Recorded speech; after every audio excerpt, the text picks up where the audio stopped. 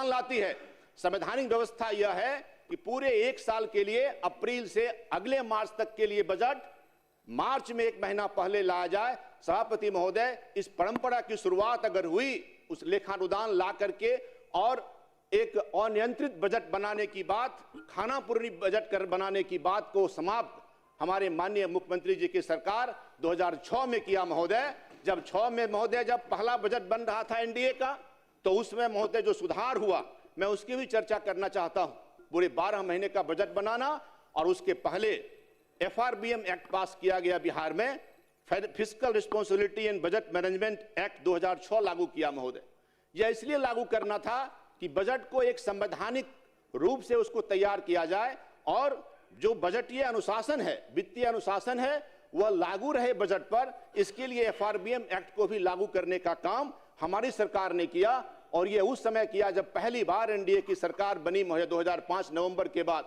और पूरा 2006-07 का जब पूरे एक साल का बजट बन रहा था तो उस बजट को सभापति महोदय, अध्यक्ष महोदय, उसको बनाने का काम हमारी सरकार ने किया और एफआरबीएम एक्ट जैसा कि मैंने आपको कहा उसको लागू करना, एक साल पूरे 12 महीने का बजट बनाना, यह प्रक्रिया प्रारंभ की गई। सभापति महोदय, इसका परिणाम क्या हुआ? पहले क्या होता था? अभी मार्च का महीना महोदय आने वाला है। पूरे बिहार में उस समय मार्च के महीने में अखबारों में छपता था मार्च लूट की कहानी। सभापति महोदय, छपता था। ट्रेजरी में मार्च के अंतिम सप्ताह में ठेकेदार और भ्रष्ट अफसरों के गठजोड़ के से और दलालों के द्वारा वहां भीड़ लगा रहता था और पूरा पैसा मार्च के महीने में अंतिम सप्ताह में सभापति महोदय निकाल लिया जाता था।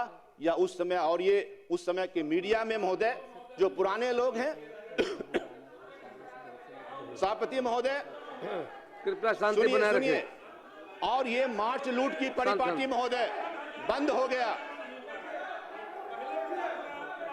बिना अनुमति के नहीं बोले सभापति महोदय, ये मार्च लूट की परिपाटी, कृपया शोरगुल नहीं करें। महोदय अभी तो बहुत कुछ उनको सुनना पड़ेगा, धैर्य रखें।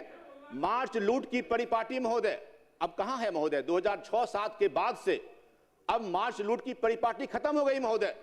और यह इस बात का संकेत है कि बिहार की कुर्सी पर एक ऐसा नेता बैठा हुआ है जो जनता का गाढ़ी कमाई का पैसा उसको सुरक्षित रखने के भी उसको आता है महोदय, और उसको सरकार खर्च कर रही जन कल्याण के लिए। वह लूट महोदय ठेकेदार और भ्रष्ट अफसरों के बीच में नहीं जा रहा है महोदय, यह हमारी सरकार ने किया।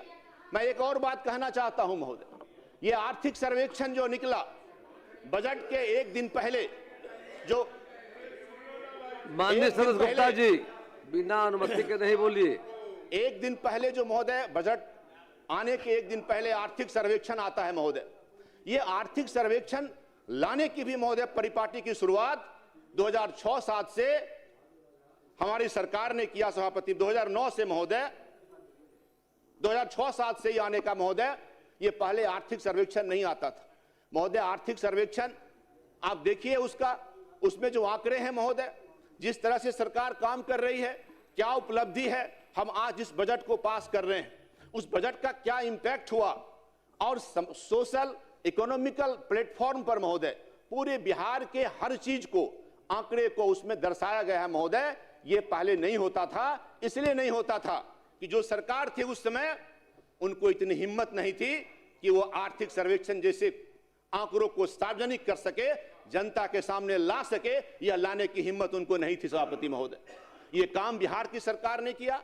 और जो आंकड़े हैं महोदय, जो हम काम कर रहे हैं, हमारी सरकार काम कर रही है, विकास के पैमाने पर जो उपलब्धियां हुई है, हम जहां तक पहुंचे हैं महोदय, उसको जनता के सामने, मीडिया के सामने, देश और दुनिया के सामने आर्थिक सर्वेक्षण के माध्यम से प्रकाशित करने का अगर हिम्मत हुआ है तो वह माननीय मुख्यमंत्री नीतीश कुमार की सरकार को हुआ है महोदय, और वो काम हम कर रहे हैं सभापति महोदय।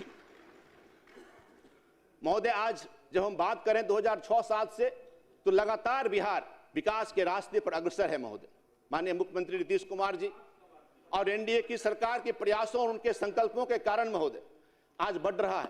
एक स्थिर सरकार, एक मजबूत सरकार आज बिहार में है महोदय। मैं चर्चा कर रहे थे, उधर से खड़ा होकर के बोल रहे थे। मैं आपको बताना चाहूंगा कि बिहार के प्रथम मुख्यमंत्री डॉक्टर श्रीकृष्ण सिंह के बाद लगभग 29-30 साल सभापति महोदय, 1961 से 1990 के बीच में इस 29 वर्षों में अध्यक्ष महोदय बिहार के 23 मुख्यमंत्री बदलने का काम किया। 23 मुख्यमंत्री हुए, 3 दिन 5 दिन से लेकर के और अधिकतम 3 साल तक के मुख्यमंत्री बनते रहे महोदय। और किसी को बिहार की चिंता नहीं थी कि बिहार को कैसे हम आगे बढ़ावें। और उसके बाद सभापति महोदय 1990 के बाद जो सरकार आई अध्यक्ष महोदय, 90 से 2005 तक जिस 15 साल की बात हम करते हैं तो हमारे विपक्ष में बैठे हुए मित्र उनको तकलीफ होता है, लेकिन पूरा देश दुनिया गवाह है महोदय, संपूर्ण बिहार गवाह है कि उस 15 साल में बिहार का विकास नहीं हुआ। जो कुछ भी काम पूर्व में हुआ था उसको भी समाप्त करने का काम उस समय की सरकार ने सभापति महोदय करने का काम किया था। सभापति महोदय, मैं बजट पर बोल रहा हूं महोदय, इसलिए मुझे बताना यह जरूरी है कि बिहार ने जो उपलब्धि हासिल किया है, एक पूरी तरह से गड्ढे में गया हुआ एक संस्था, एक राज्य अगर आज इस लेवल तक पहुंचा है, उसकी यात्रा की बड़ी कहानी है सभापति महोदय। मैं विस्तार से नहीं जाऊंगा, लेकिन इतना महोदय कहूंगा जरूर, अभ्यास हो जाएगा धीरे धीरे, आप चिंता मत करिए, आप सुनिए। अध्यक्ष महोदय, चूंकि मैं बिहार विधान परिषद में सदस्य रहा हूं, इसलिए अध्यक्ष महोदय, बिहार एक रेवेन्यू सरप्लस राज्य है। देश के जितने भी राज्य हैं महोदय, उसमें बहुत कम राज्य ऐसे हैं जो रेवेन्यू सरप्लस, राजस्व अधिशेष राज्य है महोदय। राजस्व अधिशेष का मतलब महोदय यह है, हमारा FRBM एक्ट भी कहता है महोदय, और जितने भी केंद्रीय वित्त आयोग हुए, राज्य वित्त आयोग की भी महोदय, यह हमेशा एक डिसिप्लिन रहा कि राज्यों को अपना अधिशेष होना चाहिए, राजस्व अधिशेष होना चाहिए। मतलब जितना हमारा राजस्व आय है हम उसके अंदर राजस्व व्यय को करें और उसी खर्चे से करें सभापति महोदय। और बिहार में यह आपको जानकर खुशी होगी कि बिहार राजस्व अधिशेष राज्य है। इसका यह मतलब है सीधा कि राज्य को जो रेगुलर खर्चे हैं, सैलरी है, वेतन जिसको कहते हैं महोदय, पेंशन है, ब्याज है, सब्सिडी है, ऐसे जो रेगुलर खर्चे हैं उसको करने के लिए सरकार को अब ऋण नहीं लेना पड़ता है। अब ब्याज लेकर, अब ऋण लेकर, कर्ज लेकर हमको सैलरी, हमको वेतन पे नहीं करना पड़ता है महोदय। यह राज्य के विकास की एक बड़ी कहानी है सभापति महोदय। यह बहुत बड़ा बात है महोदय कि अब जो है हम ऐसे खर्च को करने के लिए हम कर्ज नहीं लेते सभापति महोदय। एक समय था महोदय जब वेतन का भुगतान करने के लिए, ये सरकार महोदय गवाह है और बैठे हुए लोग हैं महोदय, उल्टा करके देखें उस बजट के इतिहास को, उस समय के आर्थिक विवरण को, तो आपको पता लगेगा कि सैलरी के लिए, कर्ज के लिए, वेतन भुगतान करने के लिए कितने महीने लगते थे। और वह भी पैसा लोन लेकर के आता था महोदय, कर्ज लेकर के वेतन का भुगतान किया जाता था। लेकिन आज महोदय वेतन का बोझ जरूर बढ़ा है। बिहार सरकार ने पिछले कुछ वर्षों में जितना बहाली किया है सरकारी क्षेत्र में महोदय, शिक्षकों की बहाली हुई, नर्स की बहाली हुई, सिपाही की बहाली हुई, अमीन की बहाली हुई, एक बहुत बड़ी संख्या सभापति महोदय। इसके कारण हमारा वेतन का बोझ सरकार का बढ़ा। लेकिन आपको जानकर खुशी होगी कि इतना वेतन बढ़ने के बाद भी हम अपने राजस्व इनकम से ही अपने वेतन, अपने पेंशन और इत्यादि रेगुलर खर्चों का हम वहन कर रहे हैं। हाँ, हम ऋण जो ले रही है सरकार महोदय, वह ऋण ले रही है, वह ऋण पूंजीगत खर्चे के लिए, इंफ्रास्ट्रक्चर के डेवलपमेंट करने के लिए ले रही है महोदय। अब वेतन के लिए ऋण नहीं लेना पड़ता है। यह महोदय एक बड़ा उपलब्धि है। सभापति महोदय, राजकोषीय घाटा, आप समझते हैं कि सदन में यह बात भी आप सबको मालूम होगा कि लगातार बिहार राजकोषीय घाटा को मेंटेन रखा है। और जो सभापति महोदय जो फाइनेंशियल डिसिप्लिन है 16वें वित्त आयोग का कि राजकोषीय घाटा 3% GSDP का होना चाहिए महोदय, अपने बिहार में वह 2.99% GSDP का है। और इसलिए राजकोषीय घाटा भी महोदय ठीक है। सभापति महोदय, बिहार को विकास को गति देने के लिए जहां हमारे माननीय मुख्यमंत्री जी काम कर रहे हैं, साथ में महोदय 2014 से ही देश के लोकप्रिय प्रधानमंत्री आदरणीय नरेंद्र मोदी जी का बिहार के प्रति जिस तरह का सहयोग रहा है महोदय, वह भी मैं सदन के सामने बताना चाहता हूं सभापति महोदय। हमें केंद्र से आज 2 तरह से पैसे मिलते हैं सभापति महोदय। मूलतः एक तो केंद्रीय करों में बिहार की हिस्सेदारी, लगातार बिहार की हिस्सेदारी बढ़ रही है महोदय, और केंद्र से करों में जो हिस्सा बिहार को मिलता है इस बार 26-27 में 1,58,178 करोड़ रुपया अनुमानित है महोदय। केंद्रीय अनुदान के रूप में जो सहयोग मिलता है वह 51,896 करोड़ है। कुल सहयोग 2,10,074 करोड़ अनुमानित है। यह हमारे बजट में महोदय केंद्र से प्राप्त होगा। ये काम बहुत बड़ा सहयोग केंद्र के द्वारा सभापति महोदय बिहार के विकास के लिए किया जा रहा है। और 25-26 मनरेगा में भी बजट बढ़ा है, मनरेगा में भी बढ़ा है। आपको बाद में बताएंगे 2025-26 में भी महोदय यह लगातार 2025-26 जो पिछला वित्त वर्ष था महोदय उसमें भी 1,43,069 करोड़ केंद्रीय करों का और 54,758 करोड़ का केंद्रीय अनुदान, कुल 1,97,827 करोड़। और इस साल पिछले साल की तुलना में 13,000 करोड़ ज्यादा मिलने का अनुमान बजट में सभापति महोदय है। कल नेता प्रतिपक्ष बोल रहे थे, विशेष राज्य की दर्जा की बात कर रहे थे कि विशेष राज्य का दर्जा चलिए सब मांग करते हैं। अरे आप तो 15 साल वहां बैठे हुए रहे इस तरफ, और 15 साल आपकी सरकार रही। उस समय तो केंद्र विशेष राज्य का दर्जा देने की परिपाटी थी केंद्र में कमजोर राज्यों को, लेकिन आपने तो एक बार भी जाकर के विशेष राज्य का दर्जा का मांग नहीं किया। आप पता करिए, बिहार के सामने आज कोई दस्तावेज आज आपके पास नहीं है, कोई मीडिया में खबर नहीं है, आपने मांगा ही नहीं बिहार के विशेष, और आज आप बिहार के विशेष राज्य की दर्जा। सभापति अध्यक्ष महोदय शांति बनाए रखिए प्लीज। अध्यक्ष महोदय बोलिए। अब बिहार को विशेष राज्य के दर्जा की महोदय अब जरूरत भी नहीं है।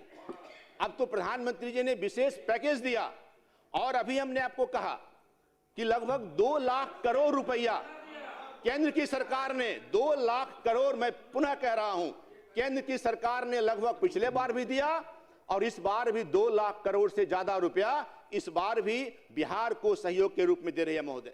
और इतना ही नहीं, पूंजीगत निवेश को बढ़ावा देने के लिए केंद्र ने हर साल लगभग 10,000 करोड़ का राशि इंटरेस्ट फ्री लोन के रूप में दे रही है, और ये काम महोदय 2022-23 से लगातार हो रहा है, और बिहार को इसमें भी इसका हिस्सा मिलता है।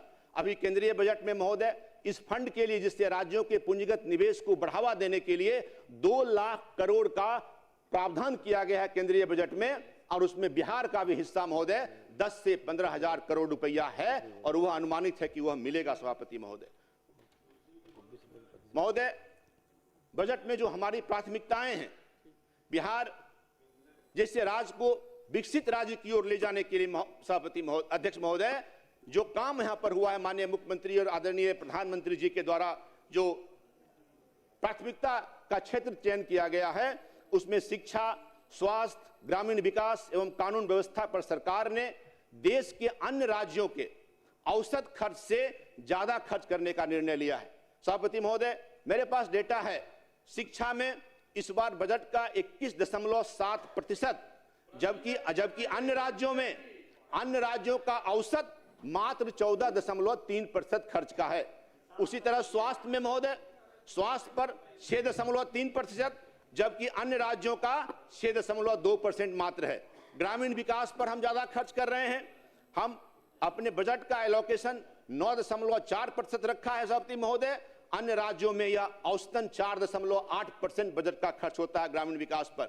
और पुलिस और कानून व्यवस्था पर सभापति अध्यक्ष महोदय हमने 5.2%, जबकि अन्य राज्य इस पर 3.9% खर्च करते हैं। यह हमारी प्राथमिकता में है, और ये प्राथमिकताएं बिहार का जो स्थिति है बिहार के लिए है महोदय, जिससे बिहार और मजबूत और विकास आगे करेगा महोदय। और इस आधार पर विभाग में बजट का एलोकेशन हुआ है। 1 करोड़ महोदय, समय समाप्त हो रहा है, 1-2-3 मिनट महोदय। और 1,56 लाख जीविका दीदी को 10,000 अच्छा काम करने पर माननीय मुख्यमंत्री जी ने घोषणा किया है, उसका प्रावधान है 2 लाख रुपया मिलेगा। 125 यूनिट बिजली फ्री है महोदय, 400 से बढ़कर 1100 पेंशन हुआ। जन न्याय कर्पूरी ठाकुर सम्मान निधि सरकार अब केंद्र की तर्ज पर 3,000 रुपये किसान के खाते में देगी। बिहार सरकार वृद्धजनों के लिए स्वास्थ्य सुविधाएं घर पर उपलब्ध कराएगी। 25-30 के महोदय 7 निश्चय पार्ट 3 शुरू हुआ है, उसके अंतर्गत भी प्रति व्यक्ति के आय को 5 साल में दुगुना करने का एक लक्ष्य रखा गया है। 2025 तक युवाओं को महोदय 50 लाख नौकरी दिया गया। अब अगले 5 साल में 1 करोड़ रोजगार देने का लक्ष्य है। राज्य में उद्योग लगाने की प्रक्रिया को आसान करने के लिए महोदय किया जा रहा है और उसके लिए 50 लाख करोड़ की निजी निवेश का एक लक्ष्य है महोदय। इसी तरह कृषि रोड मैप बनाकर माननीय मुख्यमंत्री जी ने 2008 से लगातार उस पर काम कर रहे हैं। इस बार जो कृषि रोड मैप है 24 में बना हुआ 29 तक महोदय प्रखंड में डिग्री कॉलेज, सुलभ स्वास्थ्य की व्यवस्था, इस तरह महोदय बहुत सारे महोदय काम हुए हैं। मैं चूंकि समय कम है महोदय, इसलिए मैं सिर्फ ये कहूंगा अंत में महोदय, 1 मिनट में बात समाप्त कर रहा हूं। कल बहुत सारी बातें हो रही थी, मैं तो यही कहूंगा और माननीय मुख्यमंत्री जी के लिए महोदय कि वे आरोपों की दीवार बनाते रह गए। आप आरोपों की दीवार बनाते रह गए, हम विकास की इमारत खड़ी करते चले गए। वे वादों की किताब लिखते रह गए, हम हर पन्ने को हकीकत में बदलते चले गए। महोदय कल बाज की बात हो रही थी, बाज का सदन में बाज का की उड़ान का जिक्र हुआ महोदय कि बाज की उड़ान महोदय समाप्त हो रहा है महोदय। पर इतिहास गवाह है महोदय कि बाज बनने के लिए सिर्फ सपना नहीं, दूरदृष्टि, साहस और निरंतर परिश्रम चाहिए, जो शब्दों से नहीं उपलब्धियों से साबित होता है। ऊंचाइयों पर पहुंचना बड़ी बात नहीं है, ऊंचाइयों पर पहुंचना बड़ी बात नहीं है, वहां टिके रहना असली चुनौती है। 20-25 साल से हो गया महोदय, कुछ सेकेंड, 20-25 साल तक लगातार अपने मेहनत और परिश्रम से जनता के भरोसे पर खरा उतरते हुए यह मामूली बात नहीं है महोदय। हम सबको गर्व है कि हमारे नेता आदरणीय नीतीश कुमार जी बिहार के विकास पुरुष के रूप में यह कीर्तिमान स्थापित किया है महोदय। उस ऊंचाई पर खड़े रहे हैं महोदय। और अंत में मैं बड़ी श्रद्धा के साथ बिहार के पूर्व उप मुख्यमंत्री दिवंगत सुशील कुमार मोदी जी को भी याद करता हूं महोदय, जिनके प्रयासों से बिहार ने यह ऊंचाई को छुआ महोदय।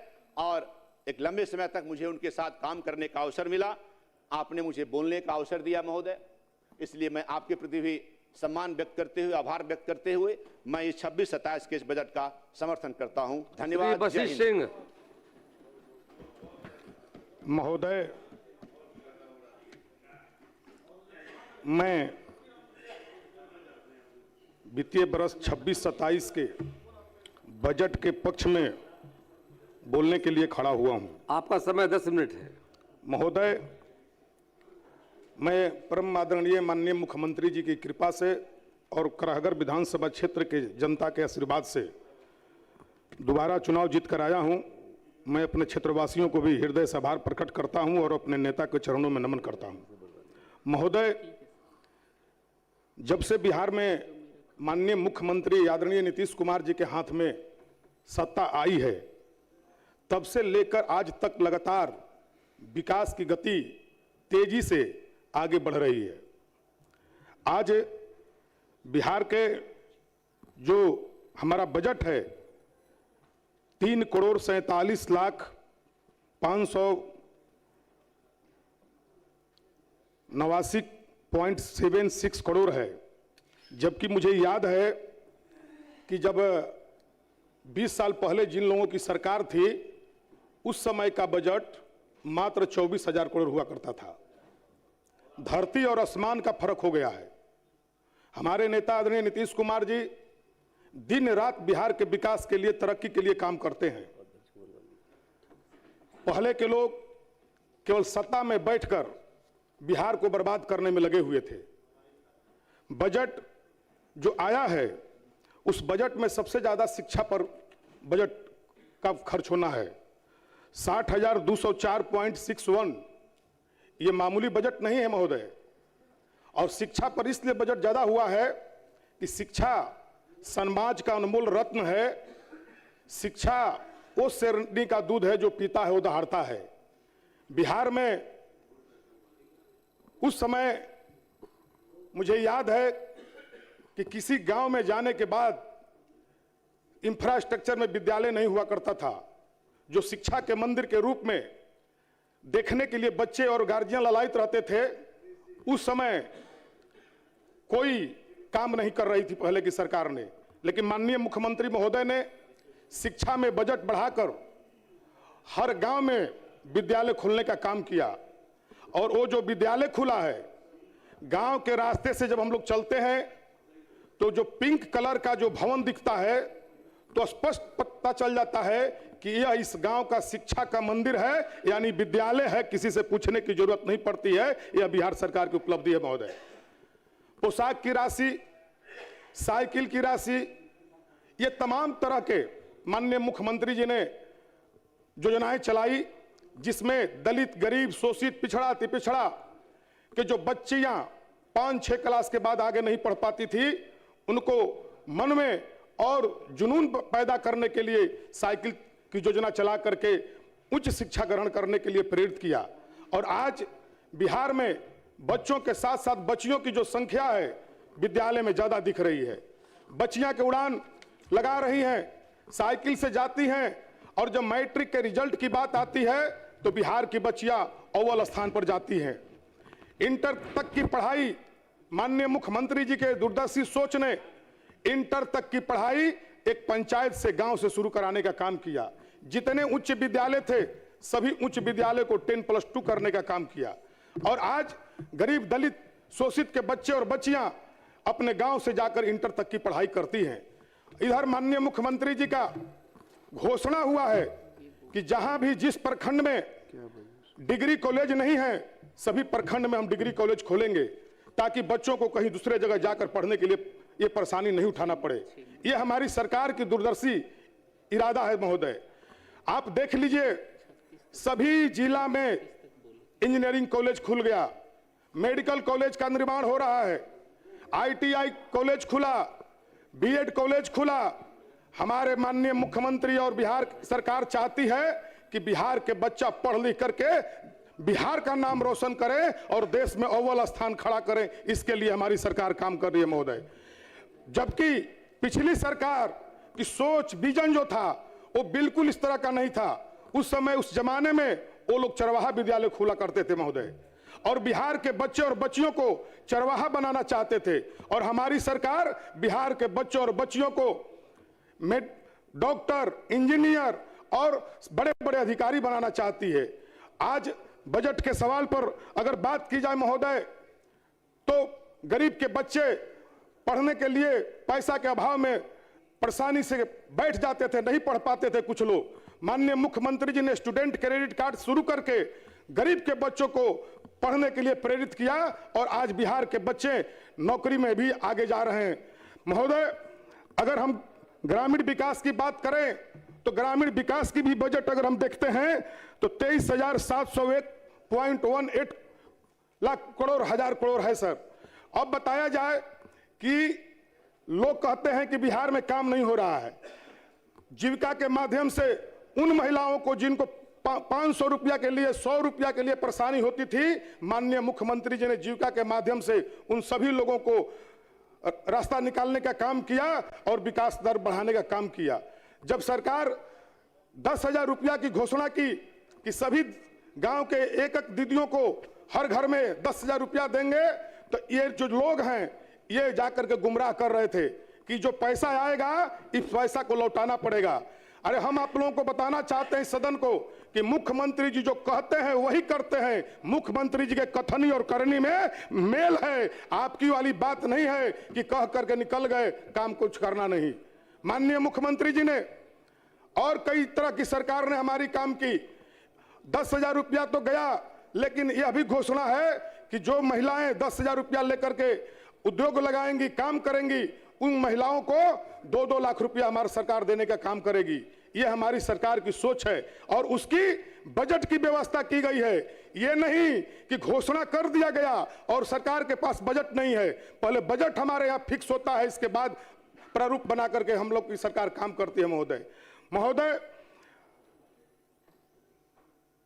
मनरेगा की बात कर रहे हैं। मनरेगा में भी हम लोग भी महोदय, पंचायती राज में जिला परिषद के सदस्य भी चुने गए थे। हम लोग देख रहे हैं कि लगातार मनरेगा में काम चल रहा है, कहीं कोई दिक्कत नहीं हो रही है। अब विपक्ष के लोगों को आंख से दिख नहीं रहा है, उसमें सरकार की क्या कसूर है, देखने की जरूरत है। और इसके बाद अगर स्वास्थ्य विभाग की बात की जाए महोदय, स्वास्थ्य विभाग की बात की जाए तो बैठे 21,270.41 करोड़ स्वास्थ्य विभाग की बजट दिया गया है महोदय। ये लोग बोल रहे हैं महोदय, मुझे याद है कि जब हम लोग सामाजिक कार्यकर्ता के और पार्टी के कार्यकर्ता के रूप में काम करते थे तो अस्पताल में जाते थे तो न सुई रहता था न रुई रहता था। डॉक्टर की बात तो दूर है, डॉक्टर के कुर्सी पर कुत्ता बैठा हुआ करता था। और आज की सरकार में सुई भी है, रुई भी है, दवाई भी है, ये सारी व्यवस्था है महोदय। ये लोग क्या बात करेंगे, ये लोग क्या बात करेंगे महोदय? ये सारी व्यवस्था हमारी सरकार दे रही है सर। ट्रामा सेंटर में इलाज हो रहा है महोदय, ट्रामा सेंटर में इलाज हो रहा है महोदय, सारी काम हमारी सरकार कर रही है महोदय। और बोलते हैं कि कुछ नहीं है। गृह विभाग की भी बजट हम देख रहे हैं तो 20,132.37 करोड़ गृह विभाग का बजट है महोदय। पहले के लोग तो थाना में जाते थे किसी कारण बस लड़ाई झगड़ा में अपनी फरे लेकर के मर्जी अर्जी, तो वो लोग लिखते भी नहीं थे। आज कम से कम ये सच्चाई है कि गरीब से गरीब कोई जाता है तो उनकी एफआईआर लिखाता है और उस पर कानूनी रूप से कार्रवाई होती है, कानूनी रूप से कार्रवाई होती है महोदय। और महोदय आपको जब वक्त मिलेगा अपनी बात रखिएगा। अब पहले के राज्य में पहले 814 थाना हुआ करता था महोदय, आज बढ़ करके 1380 थाना हो गया। आज तुरंत 112 पर डायल कीजिए, 112 पर डायल कीजिए और पुलिस तुरंत पहुंचती है। माननीय सदस्य, आपके पास 1 मिनट का वक्त है महोदय।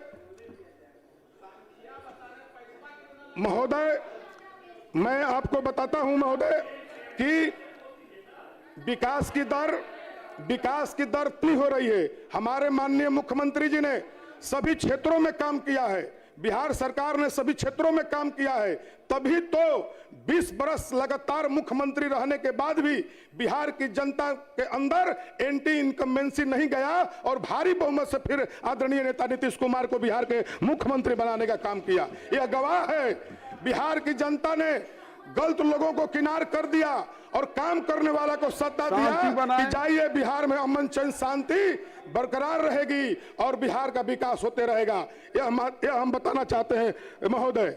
और बजट में इन लोग के राज्य में 6-6 महीना 1-1 साल कर्मचारी को वेतन नहीं मिलता था महोदय। माननीय सदस्य महोदय बस 1 मिनट आसन ग्रहण करें, आपका समय हो गया है। कर्मचारी को इन लोगों के समय में पैसा नहीं मिलता था, आज भी के समय में ये कोई नहीं कहने वाला है कि हमारा वेतन नहीं मिल रहा है, टाइम टू टाइम वेतन मिलता है। इसलिए महोदय मैं आप लोगों से इतना ही महोदय आपसे आग्रह करता हूं, आप आसन ग्रहण करें। आपने समय दिया, बहुत बहुत धन्यवाद। और सरकार के प्रति जो बजट आया है उसका समर्थन करता हूं और आपको हृदय से आभार प्रकट करता हूं। धन्यवाद। माननीय सदस्य श्री बैद्यनाथ प्रसाद जी, माननीय सदस्य श्री बैद्यनाथ प्रसाद जी। माननीय अध्यक्ष महोदय, बिहार सरकार ने जो बजट वर्ष 2026-27 के लिए सदन में प्रस्तुत किया है और आसन से मुझे इस ऐतिहासिक बजट पर अपना राय रखने का अवसर दिया गया, मैं आसन के प्रति आभार व्यक्त करता हूं और एनडीए के तमाम नेतृत्व के प्रति भी आभार व्यक्त करता हूं जिन्होंने एक ऐतिहासिक बजट पर मुझे अपना राय रखने का अवसर दिया। अध्यक्ष महोदय, बजट किसी भी सरकार के कार्य योजना की प्राथमिकताएं होती है और प्रतिवर्ष यह बजट इस सदन में आता है, पहले भी आता रहा है, आगे भी आता रहेगा। लेकिन जब हम देखते हैं कि एनडीए शासन जब से बिहार में आया तब से जो बजट बनाया गया है, जो लाया गया है, उस बजट में प्राथमिकताएं क्या है, योजना व्यय की स्थिति क्या है और पहले 2005 के पहले जो सरकार 15 वर्षों तक बिहार में थी उनकी प्राथमिकताएं क्या थी और उनका प्लान और नॉन प्लान का डिफरेंस क्या था। महोदय, मैं कुछ ही देर पहले जब एक देख रहा था तो मैंने देखा कि वर्ष 2005 जो इनका आखिरी हमेशा हमेशा के लिए राजद शासन काल का आखिरी काल था, जो फिर बिहार में कभी लौटने वाला नहीं है, उसमें इनके योजना का आकार टोटल 3,000 करोड़ के बजट में सिर्फ और सिर्फ 15% का था। और उन दिनों मैं सुन रहा था, हमारे सामने से मित्र बोल रहे थे कि जरा बताइए प्रति व्यक्ति आय क्या है, तो मैं ही बता देता हूं अध्यक्ष महोदय। राजद के शासनकाल का जो अंतिम बजट था उस समय 7,914 रुपये प्रति व्यक्ति आय बिहार में था। और अगर हम 24-25 के प्रति व्यक्ति आय को देखें तो 69,321 रुपये प्रति व्यक्ति है। यही अंतर है, ये जानिए और सीखिए। अध्यक्ष महोदय, अध्यक्ष महोदय, आप बैठ जाएं। अध्यक्ष महोदय, अध्यक्ष महोदय, आज हमें फक्र हो रहा है कि एनडीए की सरकार ने 23,885 करोड़ रुपए के बजट से बिहार के शांति बनाएं। विकास का जो कृपया शांति जिम्मा बनाएं। अपने पास लिया, औसत 10% प्रति वर्ष के विधि के साथ यह आंकड़ा आज के दिन में 3,47,589.76 करोड़ रुपए का है। और महोदय, आज अगर हम देखते हैं तो हमारे प्लान हेड का एक्सपेंसेस 35% है, जहां राजद के शासन काल में 15% प्लान हेड, नॉन प्लान 85 था। इस बजट की खूबसूरती है कि आज 35% हमारा प्लान हेड में हुआ, 65% नॉन प्लान इसलिए है कि हमने रिक्तियों में बहालियां की है, हमने कार्यालयों में कार्यबल बढ़ाया है। ये नीतीश कुमार और उनके मंत्रिपरिषद के कार्य योजना का नमूना है। अध्यक्ष महोदय, हम अगर 24-25 के तुलना में इस वर्ष का जो बजट आदरणीय वित्त मंत्री श्री विजेंद्र यादव जी के द्वारा लाया गया, तो अपने ही बजट के आकार को के रिकॉर्ड को ब्रेक करते हुए 30,694 करोड़ रुपए का अत्यधिक का बजट आया है। और ठीक कहा है कि शिक्षित बिहार का जो संकल्प आदरणीय नीतीश कुमार जी का है, विकसित बिहार का संकल्प जो आदरणीय नीतीश कुमार का है, समाज के हर तबके युवाओं के कल्याण का जो लक्ष्य नीतीश कुमार जी का है, उस लक्ष्य को प्राप्त करते हुए शिक्षा में अप्रत्याशित ढंग से 68,216.95 करोड़ रुपए का, पहले भी इस पर चर्चा हुई है, मैं उस पर नहीं अब विस्तार से बोलूंगा, लेकिन शिक्षा में, स्वास्थ्य में, ग्रामीण विकास में, ऊर्जा के क्षेत्र में, नगर विकास में, ग्रामीण कार्य में, पंचायती राज जो हमारा एक पंचायत सरकार के रूप में काम कर रहा है, समाज कल्याण जो लोगों के हित में काम कर रहा है, इस सभी पर काम करते हुए महिला सशक्तिकरण का जो संकल्प आदरणीय प्रधानमंत्री नरेंद्र मोदी जी, आदरणीय मुख्यमंत्री नीतीश कुमार जी ने लिया, उस संकल्प को पूरा करने के लिए बिहार की सरकार ने देश में पहली बार यह योजना लाई कि महिलाओं को 10,000 रुपये दिया गया, जिससे वो अपने काम काज का चयन करे और जैसे जैसे उनके विकास, उनके व्यापार का विकास होगा, 2 लाख रुपए तक का राशि इसलिए उन्हें मिलेगा कि महिलाएं सशक्त हो और समृद्ध भारत के संकल्प को पूरा करने के लिए, विकसित भारत के संकल्प को पूरा करने के लिए बिहार का जो लक्ष्य है कि बिहार देश में ऐसा राज्य बने जो सर्वांगीण विकास के लक्ष्य को हासिल करते हुए राष्ट्रीय विकास में अपना अमूल और अहम योगदान दे। हम आदरणीय नीतीश कुमार जी के नेतृत्व में इस लक्ष्य को हासिल करते हुए बढ़ रहे हैं।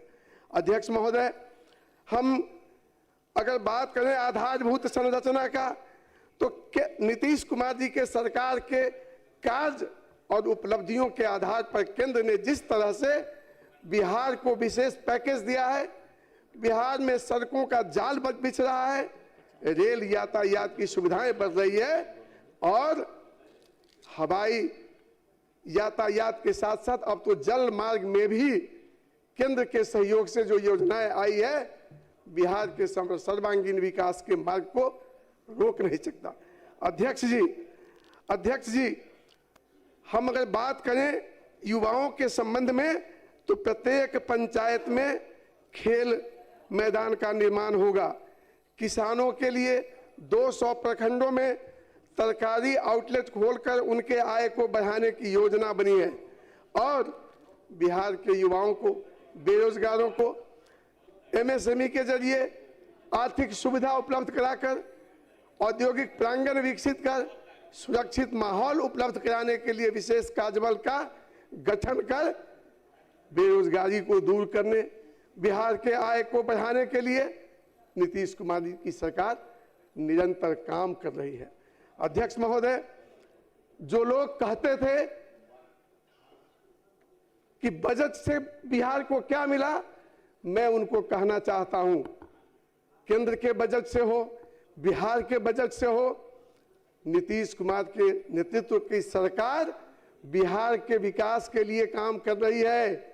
लेकिन 5 तक जो सरकार बिहार में चल रही थी, वो परिवार के विकास का काम करती थी, बिहार वासियों की चिंता उनको थी नहीं। और वो चर्चा करते हैं बिहार के बजट पर। मैं तो कहता हूं 2% भी उनको बिहार वासियों के प्रति प्रेम है, तो वो सीधा सीधा इस बजट के समर्थन में आए और नीतीश कुमार जी के नेतृत्व में बिहार की सरकार जिस तरह से विकसित बिहार के लक्ष्य को हासिल करने में लगी है, वो भी बिहार वासियों के सामने सरकार का समर्थन करके इस बजट का समर्थन करें। तब समझ में आएगा कि उनके मन में भी बिहार के प्रति चिंता है, प्रेम है, मोहब्बत है और विकसित बिहार वो बनाना चाहते हैं। अध्यक्ष महोदय, आज इस बिहार में क्या था, पहले लालटेन और डिबिरी में हम पढ़ते थे, हम लोग पढ़े हुए हैं, लेकिन आज बिहार में 24 घंटा बिजली उपलब्ध कराना क्या इस सरकार के उपलब्धियों का ऐतिहासिक पहलू नहीं माना जाएगा? महोदय, बिहार के विकास में जो हुआ, आज कम से कम बिहार के बारे में बनाए, ये तो चर्चा नहीं होती क्या शांति बनाए कि बिहार के बजट में से ऐसे ड्रेन लगे हुए हैं जो रोड का अलकतरा किसी के पेट में चला जाए, ये चर्चा तो नहीं होती है महोदय। आज बिहार के लोग गौरवान्वित महसूस करते हैं कि दुनिया मानने लगी है कि भारत के विकास में बिहार का विकास अहम योगदान दिया है और हम सभी स्तर पर बिहार के विकास के संकल्प को पूरा करते हैं। इन्हीं शब्दों के साथ मैं इस बजट का समर्थन करते हुए अपनी बात को समाप्त करता हूं और सदन से ये निवेदन करता हूं कि सर्वसम्मत इस बजट का समर्थन करके बिहार में ऐतिहासिक फैसला इस सदन का हो, ऐतिहासिक संदेश जाए और बिहार के विकास के लिए जो रोड मैप है आदरणीय नीतीश कुमार जी का, उस रोड मैप पर बिहार को चलने में विपक्ष का भी सहयोग मिले। बहुत बहुत धन्यवाद। माननीय सदस्य श्री संदीप सौरभ जी, आपके पास 2 मिनट का वक्त है। अध्यक्ष महोदय, बजट में जो आंकड़ों की हवाबाजी है, जो लिफाफेबाजी है, उसके लिए एक मुहावरा है, थोथा चना बाजे घना। सबसे पहले हम कहेंगे कि जो बजट के अंदर सीए जी ने जो कहा था कि 70,877 करोड़ रुपए का बिहार सरकार ने उपयोगिता प्रमाण पत्र नहीं जमा किया। इसका तो कोई जिक्र माननीय मंत्री जी के अभिभाषण में भी नहीं था, बजट में भी कहीं कोई जिक्र नहीं है। 70,000 करोड़ रुपए का घोटाले का मामला है महोदय, उस पर बात होनी चाहिए। बजट में जो जीएसडीपी का ऋण दिखाया गया है वो 35% है। सरकार आमतौर पर दम भरती है कि डबल इंजन की सरकार है, जब से सरकार बनी है तब से रफ्तार कुछ बढ़ा है। 2013-14 में जो स्टेट का जीडीपी था उसका 27.42% ऋण था, आज बढ़कर के वो 34.09% हो गया है। मामला केवल परसेंटेज का नहीं है, अगर रुपए में देखा जाए तो 86,939 करोड़ रुपए से बढ़कर के आज बिहार के जीडीपी के ऊपर 4,46,326 करोड़ रुपए का ऋण है। ये बजट में दिख रहा है।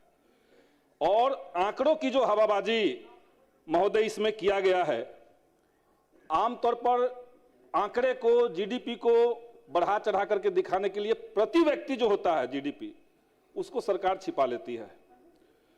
अभी माननीय महोदय सही कह रहे थे कि बिहार में अभी प्रति व्यक्ति जीडीपी जो है वो 68,624 रुपीज है, 68,624 रुपए।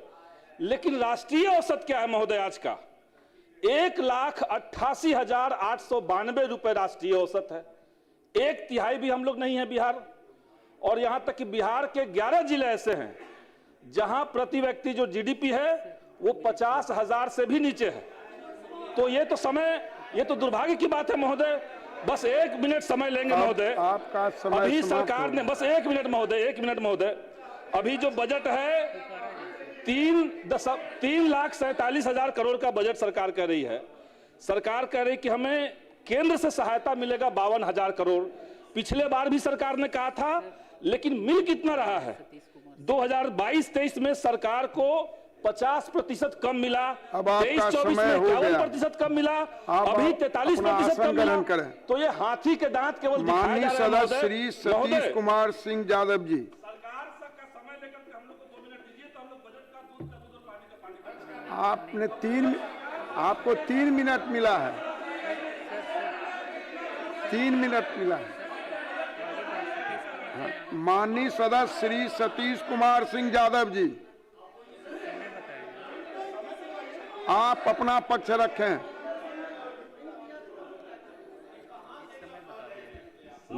महोदय, आपके बजट पास पर मुझे 1 बोलने मिनट का के वक्त लिए है। आसन को मैं धन्यवाद देता हूं। महोदय, कृषि विभाग में बजट में 3,677.73 करोड़ का बजट है महोदय, लेकिन सरकार किसानों की आय दुगुनी करने की बात करती है महोदय, लेकिन सरकार किसानों की उपज की खरीदारी करने में संवेदनशील नहीं है महोदय। किसान परेशान है। धान आदि प्राप्ति का लक्ष्य सरकार हर साल कम कर रही है। जो लक्ष्य निर्धारित है उसमें भी खरीदारी नहीं हो पा रही है महोदय। एफआरके की कमी से धान की खरीदारी ठप है। एफआरके सप्लाई करने वाली कंपनी एसएफसी को एफआरके मुहैया नहीं करा रही है महोदय, जिस कारण खरीदारी की चैन टूट गई है। सरकार अब तक इस मसले पर कोई ठोस कदम नहीं उठा पा रही है महोदय। हमारे कैमूर जिला में धान का जो लक्ष्य था खरीदारी का 2,34,512 मीट्रिक टन है, जबकि अभी तक महोदय खरीदारी 1,53,000 मीट्रिक टन ही हुआ है। वही हाल रामगढ़ विधानसभा के नुआव, दुर्गावती और ब्लॉक की स्थिति भी है। वहां भी 60 से 65% की खरीदारी अभी तक हुई है मात्र महोदय। जब तक महोदय सरकार इस पे कोई ठोस कदम नहीं उठाएगी और किसानों की आय, जब तक किसानों की उपज की खरीदारी नहीं होगी तब तक किसानों की आय दुगुनी कभी नहीं हो सकती है महोदय। इसलिए महोदय इस पर सरकार को जरूर संज्ञान लेकर ठोस कदम उठाना चाहिए। आप अपना भाषण समाप्त करें, आपका समय समाप्त हो गया है।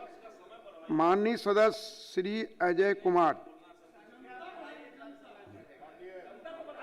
अध्यक्ष महोदय, जो बजट पर चर्चा हो रही है उसमें मेरे लिए समय बहुत कम है, इसलिए मैं आपके माध्यम से मैं सरकार से ये कहना चाहता हूँ कि बजट में आपने बिहार के विकास की बहुत लंबी चर्चा की है, लेकिन बिहार का विकास का आईना क्या होगा? जब तक प्रति व्यक्ति के जीवन के स्तर में कोई सुधार नहीं होगा तब तक सही मायने में बिहार का विकास नहीं होगा। और इस नज़रिए से जब हम देखते हैं तब हम क्या पाते हैं? पलायन जो हो रहा था रोजी रोटी की कमाई के लिए, पेट को चलाने के लिए, वो रुका नहीं बल्कि वो तेजी से बढ़ रहा है। दूसरी बात मैं कहना चाहता हूं कि माननीय मुख्यमंत्री जी ने आर्थिक सामाजिक सर्वेक्षण करवाया था जातिगत गणना के बाद, और वो आईना बिहार का दिखा रहा था। उसके आधार पर बराबरी के लिए इस बजट में प्रोविजन होना चाहिए, जिसकी कमी दिखाई पड़ रही है। तीसरी बात हम कहना चाहते हैं कि आज जो जिसके बारे में चर्चा बहुत जोर से कर रहे हैं, जी राम जी, मनरेगा महात्मा गांधी से बहुत द्वेष था, नाम को हटा करके जी राम जी किया। ठीक है, जितना करना है कर लो, लेकिन देश की आज़ादी बिना महात्मा गांधी का नहीं हो सकता था। मनरेगा में जो है मजदूरों के लिए बिहार में, अगर मैं आपको डेटा के साथ मैं कह रहा हूं कि बिहार में आज मनरेगा की मजदूरी 255 रुपया है, छत्तीसगढ़ में 261 रुपया है, गोवा में 378 रुपया है, गुजरात में 288 रुपया है, केरल में सर 30 सेकेंड, बस 30 सेकेंड ले रहे सर, केरल में जो है 369 रुपया है। क्या ये सच्चाई नहीं है कि आप जो बिहार के अंदर 255 रुपया में मनरेगा से या जी राम जी से काम करवाना चाहते, कोई मजदूर क्या मिलता है? इतने बैठे हुए सदन में एक कोई साथी हमारे बोले कि हमारे यहाँ खेत में काम करने के लिए मजदूरों को 255 माननीय सदस्य श्री इंद्रजीत प्रसाद गुप्ता जी, मैं कंक्लूड कर रहा हूँ। इसीलिए मेरा आग्रह है कि मनरेगा के मजदूरों पर केरल की तरह कम से कम आप माननीय सदस्य श्री इंद्रजीत प्रसाद गुप्ता जी। महोदय, सदस्य अजय जी ने जो कहा है, हमारे पड़ोसी विधायक भी हैं, लेकिन आप आधी अधूरी बात क्यों कहते हैं? आपने कहा कि राज्य सरकार ने जो जाति आधारित गणना कराई और उसमें जो पहली बात तो आपने कह दिया कमियां पाई गई, वो कमियां नहीं है, सच्चाई के आंकड़े, और सरकार ने कुछ भी छिपाया नहीं, कुछ भी छिपाया नहीं। आप शांति बनाएं, उसमें मंत्री जी बोल रहे हैं। 94 लाख गरीब परिवार चिन्हित किए गए। आपने कहा कि उसका कुछ इसमें निदान नहीं किया गया, और निदान तो ऐसा किया गया है कि उन सारे 94 लाख परिवारों के लिए विशेष योजना बनाकर उनको उसका लाभ पहुंचाने की योजना बना दी गई है, जिसका इस बजट में भी जिक्र है। और उन सभी चीजों पर सरकार पूरी गंभीरता से गौर कर रही है। हम तो सिर्फ इतना कहना चाह रहे हैं कि आपने आधी बात कही, आधी छोड़ दी।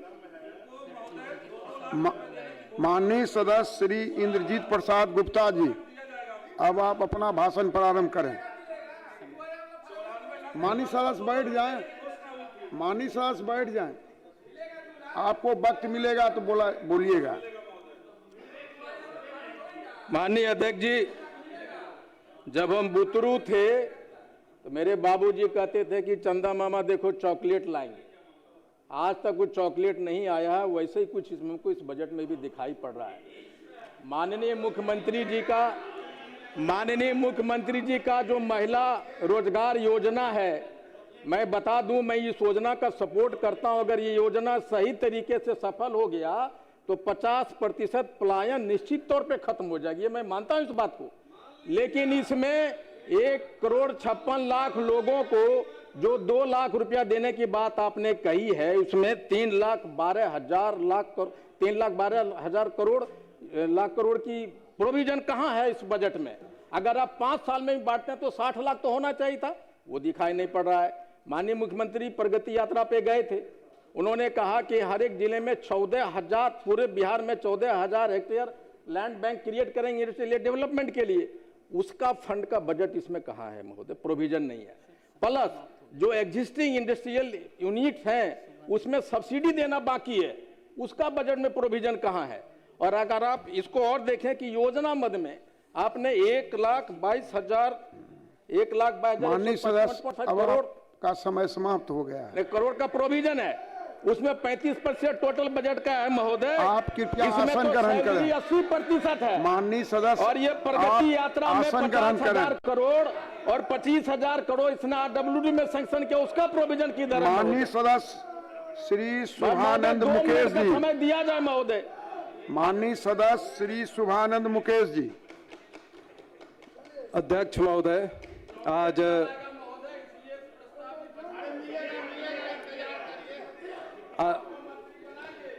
आज इस गौरवशाली सदन में वित्तीय वर्ष 26-27 के वार्षिक बजट के समर्थन में बोलने के लिए खड़ा हुआ हूं और इस अभिभाषण आपके समक्ष जो अपनी बात रख पा रहा हूं उसके लिए आपका और अपने सदन के नेता आदरणीय मुख्यमंत्री नीतीश कुमार जी और देवमयी जनता कहलगांव का आभार व्यक्त करता हूं। ये बजट जो आज हमारे वित्त मंत्री जी ने पेश किया है 3,47,000 करोड़ का, ये सिर्फ ऐतिहासिक नहीं, ये अग्रणी बनाने के रास्ते में अग्रसर है और बहुत सारी बातें जो इसमें कही गई है वो पूरे देश के लिए अनुकरणीय है। आज किसान की बात कही गई, हमारे पहले वक्ता ने बहुत डिटेल में सारी चीज़ें बताया है। आज किसान को समृद्ध करने के लिए माननीय मुख्यमंत्री जी का जो विजन है और उसके तहत जो हम लोग 3,000 रुपये किसान को दे रहे हैं, ये उनको समृद्ध करने का कहीं ना कहीं रास्ता सुदृढ़ करता है। आज जो हम लोग 112 की बात कर रहे थे, पुलिस का जो व्यवस्था की बात कर रहे थे, आज उस अनुदान में कहीं ना कहीं 5.2% आवंटित किया गया है, जो हम लोग को सशक्त और न्याय के साथ विकास की बात को दोहराता है।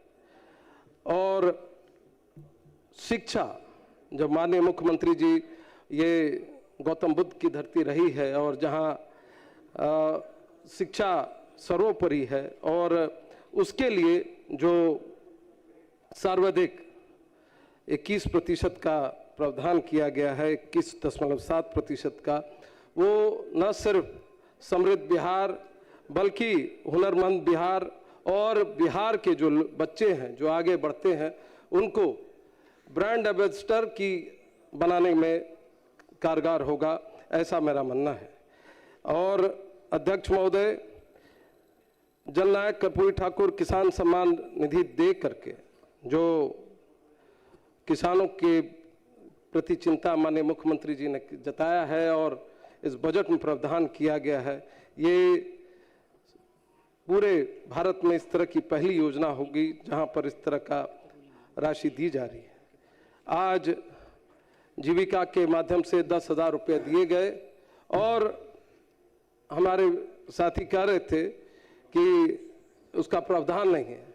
जो हम करते हैं, लिखते हैं, सारी चीज़ का प्रावधान करके, और ये 2 लाख जो अतिरिक्त उनके व्यवसाय के लिए जो दिया जाएगा उसका भी सारा प्रावधान इसमें है। और मुझे खुशी है कि इस तरह के प्रावधानों से न सिर्फ हमारी महिला समृद्ध होगी और बिहार भी सशक्त होगा। महोदय, बिहार को जो 5 नए एक्सप्रेसवे और पुल पुलियों का जो जाल बिछाने की बात कही गई है, वो भी एक बिहार को समृद्ध करने के लिए आगे लेके जाएगा। हमारे ग्रामीण विकास के तहत भी हम लोगों ने 9.4% की राशि आवंटित की है और वो भी आगे बढ़ाएगा। स्वास्थ्य के प्रति पूरे बजट का 6.3% रखा गया है प्रावधान, जो स्वास्थ्य को और हमारे जो जितने भी स्वास्थ्य व्यवस्था है उसको विजन को 5,000 बेड वाला जो PMCH बन रहा है या अतिरिक्त जो हम लोग यहाँ पर व्यवस्था कर रहे हैं पटना में, तो इस तरह की जो योजना को धरती पर उतारने का जो काम है माननीय मुख्यमंत्री जी के नेतृत्व में हम लोग देख रहे हैं। और ये सिर्फ आंकड़े की कलाबाजी नहीं, एक वित्तीय अनुशासन जो इसमें दिखा है कि किस तरह से हम लोग अपने बकाया ऋण या राजस्व का संतुलन बरकरार रखने पर काम कर रहे हैं, ये भी इसमें दर्शाता है। और 3% से कम हम लोग उसको राजकीय कोष घाटा को रखने की इसमें बात कही गई है। वो निश्चित तौर पर हम लोग के वित्तीय अनुशासन के प्रति अपनी कटिबद्धता है कि हम लोग उसको वित्तीय अनुशासन में रहें, न कि पूर्व की सरकारों के द्वारा जो घोटालों के चक्कर में हम लोग फंसे थे। मेगा स्किल सेंटर्स और 55 स्टेट सेंटर ऑफ एक्सीलेंस की भी बात की गई है, जो हमारे नई पीढ़ी युवाओं को निश्चित तौर पे सशक्त बनाएंगे, स्किल उनका इम्प्रूव करेगा। और स्किल एक बार जब जिस बिहार को हम लोग ज्ञान की धरती से जानते हैं, तो यहाँ के भी बच्चे एआई से और स्किल सेट से अगर वो जानकारी उनको हो गई तो निश्चित रोजगार उनको मिलने में कठिनाई नहीं होगी। 1 करोड़ रोजगार और नौकरी की बात की गई है, उसके लिए भी रोड मैप बना है। और मैं मानता हूं कि ये माननीय मुख्यमंत्री जी के नेतृत्व में हम लोग बिहार को आज समृद्ध करेंगे। ये कहने की बात है कि लहरों से डर के नौका पार नहीं होती और कोशिश करने वाले की कभी हार नहीं होती। माननीय मुख्यमंत्री जी विगत 20 वर्षों में जितनी सहजता से और इस सामंजस्य से, केंद्र सरकार के सहयोग से, केंद्र सरकार का भी बहुत सहयोग है इस बजट में, उनके हमारे कर का अनुदान जो मिलता है और ऊपर से उनके माध्यम से जो 50,000 करोड़ का भी जो सहयोग है, उनके भी हम सहयोग की अपने आपके माध्यम से ये आभार व्यक्त करते हैं कि उन्होंने भी इस बिहार को, एनडीए की सरकार को सशक्त करने के लिए प्रयास किया है। और ये जो रोड मैप बना है, ये बहुत विजन का डॉक्यूमेंट होता है और दूरगामी इसके रिजल्ट निकलते हैं। मैं समझ सकता हूं कि विपक्ष के पास बेचैनी है कि 10,000 रुपये जब बांट गए तो हश्र ये था, तो 2 लाख बटेंगे तो फिर क्या होगा, तो कहीं बेंच में बैठने की जगह ना रह जाए, तो इस तरह की बात है। तो डर है, उनको भी डर लगना चाहिए। अच्छे काम से अगर हम लोग आज आगे बढ़ रहे हैं तो निश्चित तौर पर माननीय मुख्यमंत्री जी के नेतृत्व में हम लोग और आगे बढ़ेंगे। और जिस हिसाब से ये बजट बना है, मैं समझता हूं कि आदरणीय वित्त मंत्री विजेंद्र यादव जी का और हमारे नेता का जो इसमें मार्गदर्शन मिला, इस सचमुच में हम लोग के लिए सौभाग्य है कि समृद्ध बिहार को हम लोग का योगदान रहे। और इसको मैं इसकी पुरजोर समर्थन करता हूं और इस महती सभा में आपने बोलने का अवसर दिया, इसके लिए आपके प्रति आभार व्यक्त करता हूं। माननीय सदस्य अख्तरुल इमाम साहब, 5 मिनट का वक्त है आपके पास में। सर, इंसाफ के साथ तरक्की करने वाली माननीय सभापति महोदय, सभापति डिप्टी स्पीकर साहब, इंसाफ के साथ तरक्की का दावा करने वाली 20 साल की पुरानी सरकार का ये बजट हमारे सामने में है, जिस पर हम इजहार ख्याल कर रहे हैं। और मैं मुबारकबाद देना चाहता हूं अपने बुजुर्ग मिनिस्टर को, जो हम लोग के गार्जियन भी हैं। शरीर से भले ही बुजुर्ग लग रहे हैं, लेकिन बजट पेश करते हुए या क्वेश्चन का आंसर देते हुए हम लोग उनको दिल से, दिमाग से और आंख से जवानों पर भारी समझ रहे हैं। और मैं मुबारकबाद इसलिए भी देता हूं कि इन्हें अपने बजट के आगाज में मेरा ही नाम लिया सर, करचे ईमानदारी की बात उन्होंने कही है। ईमान, ज्ञान, विज्ञान, अरमान और सम्मान से बात शुरू की है सर। लगता है मेरा प्रेम भी है सर दिल में। और इन्होंने 7 निश्चय, सरकार के 7 निश्चय, शिक्षा, स्वास्थ्य, ग्रामीण विकास और बुनियादी ढांचे पर भी बड़ी तवज्जो देने की बात कही है। और 3,47,000 करोड़ का एक बड़ा बजट है, दिखाया है। लेकिन सवाल यह पैदा होता है कि बजट का आकार जरूर बढ़ा है, लेकिन बिहार की जनता पर इसका क्या व्यापक असर पड़ा है सर? अगर उस पर आप मुवाजना करें सर, तो हमें यह लगता है कि बड़ा शोर सुने थे पहलू में दिल का, जो चीरा तो कतरे भर खूं तक न निकला। क्या फायदा हुआ है बजट का? बजट साइज बढ़ा, ये बजट पैसे कहां से आए? माल महाराज का मिर्जा खोले होली। जो भी आप यहां आमदनी हुई है, जो भी रिमिटेंस आया है, वो परदेसी मजदूर से आया, प्लान रुका नहीं। और उस बेचारे गरीब का तो कुछ आज झोला भरा नहीं। गरीबों के बच्चे की पढ़ाई नहीं हो पा रही है, उनका इलाज नहीं हो पा रहा है, उनको रोजगार नहीं मिल पा रहा है। 20 साल पुरानी सरकार को इस नए बजट में तो एनआईटी के नए सेंटर की बात करनी थी, मेडिकल हब बनाने की बात करनी थी, सीमांचल में कैंसर रोग से बीमार पड़ रहे हैं, कैंसर इंस्टीट्यूट खोलने चाहिए थे। वही पुरानी लकीर के फकीर बन के रह गए हैं। और ये कह रहे हैं हम लोग 3,47,000 करोड़ का बजट लेके आए हैं। मैंने दरख्त गिरा आंधी में, पगला बोला मैंने उखाड़ दिया। भाई इसने क्या किया भाई? सवाल ये पैदा होता है कि अगर बजट बढ़ा है तो पर कैपिटा इनकम क्यों नहीं बढ़ी हमारी? आज राष्ट्रीय औसत 2,53,000 का है सर, और झारखंड जैसा और उड़ीसा जैसा गरीब लोग हमसे आगे हैं सर। झारखंड में 1,16,000, उड़ीसा में 1,61,000 प्रति व्यक्ति आया है, और हमारे यहाँ अभी 69,000 ही है, और सीमांचल में तो सर 26,000 से भी कम है। सबसे ज्यादा पलायन सीमांचल में है सर, उसका कोई ख्याल नहीं रखा गया सर। और सर कहा जाता है कि यही बजट आगे का भविष्य तय करता है, फ्यूचर प्लान सरकार के पास नहीं है। और किसी भी लोकतंत्र में, बिहार लोकतंत्र की जननी रही है सर, लोकतंत्र की जननी रहने में लोकतंत्र वहीं स्थापित रहेगा सर अच्छा जहां माइनॉरिटी के लोग, दलित लोग खुशी से रहे हैं। माननीय मुख्यमंत्री ने एक बड़ा काम किया, जाति आधारित गणना कराया, और उसमें 2 लाख नौकरियों से मुस्लिम माइनॉरिटी वंचित रही। इसमें मुस्लिम माइनॉरिटी के लिए कुछ भी नहीं। पिछले साल से भी बजट सर 11,000 करोड़ था, अब की बार 8,000 करोड़ कर दिया इन्होंने सर, लगभग ये 800 करोड़ कर दिया 1100 करोड़ से सर। मामला ये है कि माइनॉरिटी के लोगों का बुरा हाल है सर, सबसे कम पढ़े लिखे, सबसे ज्यादा पलायन, सबसे ज्यादा बीमार, और उन पर सर मामला ये हो रहा है कि आज उनके उत्थान नहीं हो रहा है। मदरसे की हालत बुरी है सर, मदरसे का बजट नहीं बढ़ाया गया। मदरसे में के बच्चों को, स्कूल के बच्चों के बराबर पोशाक नहीं दिया जा रहा है सर, टीचरों की तनख्वाह नहीं बढ़ाई गई है। अंतर वेतन की राशि सर 2,000 करोड़ का मामला था सर, 2,000 करोड़ का मामला था सर, 450 करोड़ दिया है। टीचर मर रहे हैं और अंतर वेतन की राशि उनको नहीं मिल पा रही है सर। माइनॉरिटी खौफ में है सर, माइनॉरिटी खौफ में है सर। आज ऑफिसर्स की बहाली में सर, एसपी हो, डीएम हो, एसडीओ हो, थाना प्रभारी हो, कहीं भी माइनॉरिटी के लोग बहाल नहीं किए जा रहे हैं सर। माइनॉरिटी के लोगों का बुरा हाल हो रहा है सर। अतहर का नवादा से, शाहजाद का बेगूसराय में मॉब लिंचिंग हो गई सर। नुरसेद को सुपर मर्डर कर दिया गया। हिना खातून मधेपुरा को 6 बच्चों की मां के साथ रेप हुआ सर। झंझारपुर में कय्यूम पिता मोहम्मद डोमू को मारा गया सर। शाहजादे को बेगूसराय में मारा गया सर।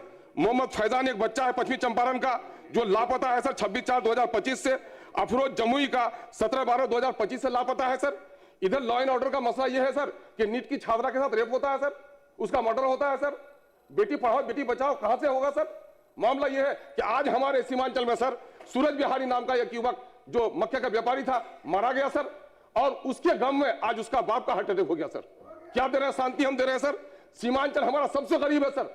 सीमा आप कह रहे हैं बराबरी का नारा दे रहे हैं। माननीय मुख्यमंत्री को हम विश्वास करते हैं कि बराबरी का अगर जो कुछ नहीं कर पाए मुख्यमंत्री जी, इस 5 साल में कमर का भाड़ा सा इंसाफ कर दीजिए। सबसे ज्यादा बाढ़ हमारे यहाँ, सबसे ज्यादा सुखाड़ हमारे यहाँ, पलायन हमारे यहाँ है, गरीबी हमारे यहाँ है, और कैंसर की बीमारी हमारे यहाँ है। आर्सेनिक है पानी में, यूरिन है पानी में, कैंसर की बीमारी सर 30% आ रहा है सर। ये जो रिपोर्ट आई है सर यहाँ की महावीर कैंसर इंस्टीट्यूट की सर कि 10% आबादी सीमांचल की और 30% कैंसर की बीमारी आर्सेनिक है वहां पर सर। मैं साधुवाद देना चाहता हूं रेवेन्यू मिनिस्टर को कि कम से कम पूरे सरकार के दरमियान में रेवेन्यू मिनिस्टर ने जो जमीन का जंजाल है सर इसको खत्म करने में प्रयास किया है। लेकिन आज हमारे यहाँ सर मिनिस्टर ने जवाब दिया है कि निजी जमीन पर काम करने वाले, मिट्टी काटने वाले को कोई सरकारी परमिशन नहीं लेना पड़ेगा। आज हमारे यहाँ हजारों जो ट्रैक्टर चालक है सर धरने में बैठे हुए किशनगंज में, पूर्णिया में सर अपने निजी काम के लिए मिट्टी काट के लिए आता सर। अपना भाषण समाप्त करें। की पिया है सर, सिर्फ एक सेकंड सर, आपका समय हो गया माननीय सदस्य। उसकी गाड़ी सीज की जाती है, 1 लाख रुपया उस पर जुर्माना किया जा रहा है सर। मिट्टी कहां से मिलेगी? मजदूर किसान से मिट्टी लेता है, उसकी मिट्टी सर। 2-3 बातें सर। माननीय सदस्य संजय कुमार सिंह जी और सीमांचल डेवलपमेंट काउंसिल के ताल्लुक से सरकार ने कृपया बैठ जाएं। माननीय अध्यक्ष जी, आज मैं वित्तीय वर्ष 2026-27 के लिए प्रस्तुत बिहार बजट के समर्थन में अपने विचार व्यक्त करने के लिए इस सदन में खड़ा हुआ हूं। इसके लिए सर्वप्रथम अध्यक्ष महोदय आपको धन्यवाद देता हूं कि आपने मुझे ये मौका दिया। मैं अपने पार्टी लोक जनशक्ति पार्टी रामविलास के राष्ट्रीय अध्यक्ष आदरणीय श्री चिराग पासवान जी को बहुत बहुत धन्यवाद एवं आभार व्यक्त करता हूं कि मुझे बिहार बजट पर बोलने का अवसर दिया। अध्यक्ष महोदय, मैं अपने विधानसभा क्षेत्र सिमरी बख्तियारपुर के देवतुल जनता को भी धन्यवाद एवं आभार प्रकट करता हूं, जिसके वजह से मैं आज यहां बोल रहा हूं। हमारे माननीय वित्त मंत्री विजेंद्र प्रसाद यादव जी ने 3 फरवरी 2026 को ये बजट प्रस्तुत किया, जिसका आकार 3,47,589.76 करोड़ है।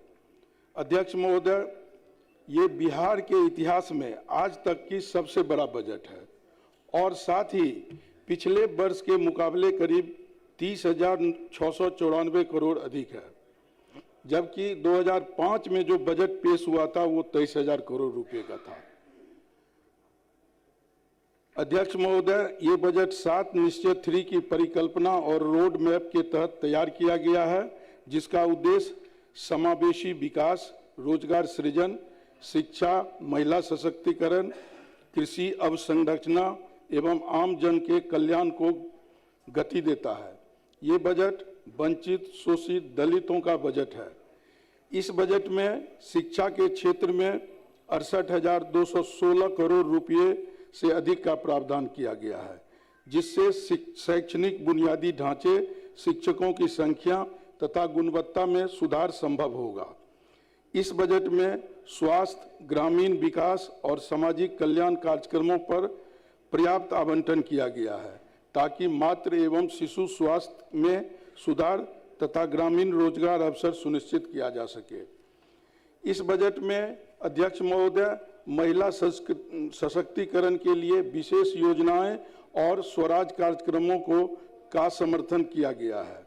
इसके अतिरिक्त इस बजट में औद्योगिकरण, ऊर्जा, सुरक्षा और पुलिस विभाग के विस्तार पर भी ध्यान केंद्रित किया गया है, जिसमें से कई विभाग के बजट में वृद्धि की गई है, जिससे नए रोजगार, सुरक्षा बढ़ोतरी और औद्योगिक निवेश को बढ़ावा मिलेगा। अध्यक्ष महोदय, ये बजट राजकोषीय अनुशासन के साथ सामूहिक विकास की सोच पर आधारित है, जिसमें पूंजीगत व्यय पर जोर देकर इंफ्रास्ट्रक्चर सुधार, सड़क, जल, बिजली तथा स्मार्ट शहरों की उन्नति के लिए संसाधन आवंटित किए गए हैं। इस बजट में विपक्ष के लोग कहते थे कि विकास नहीं हुआ है।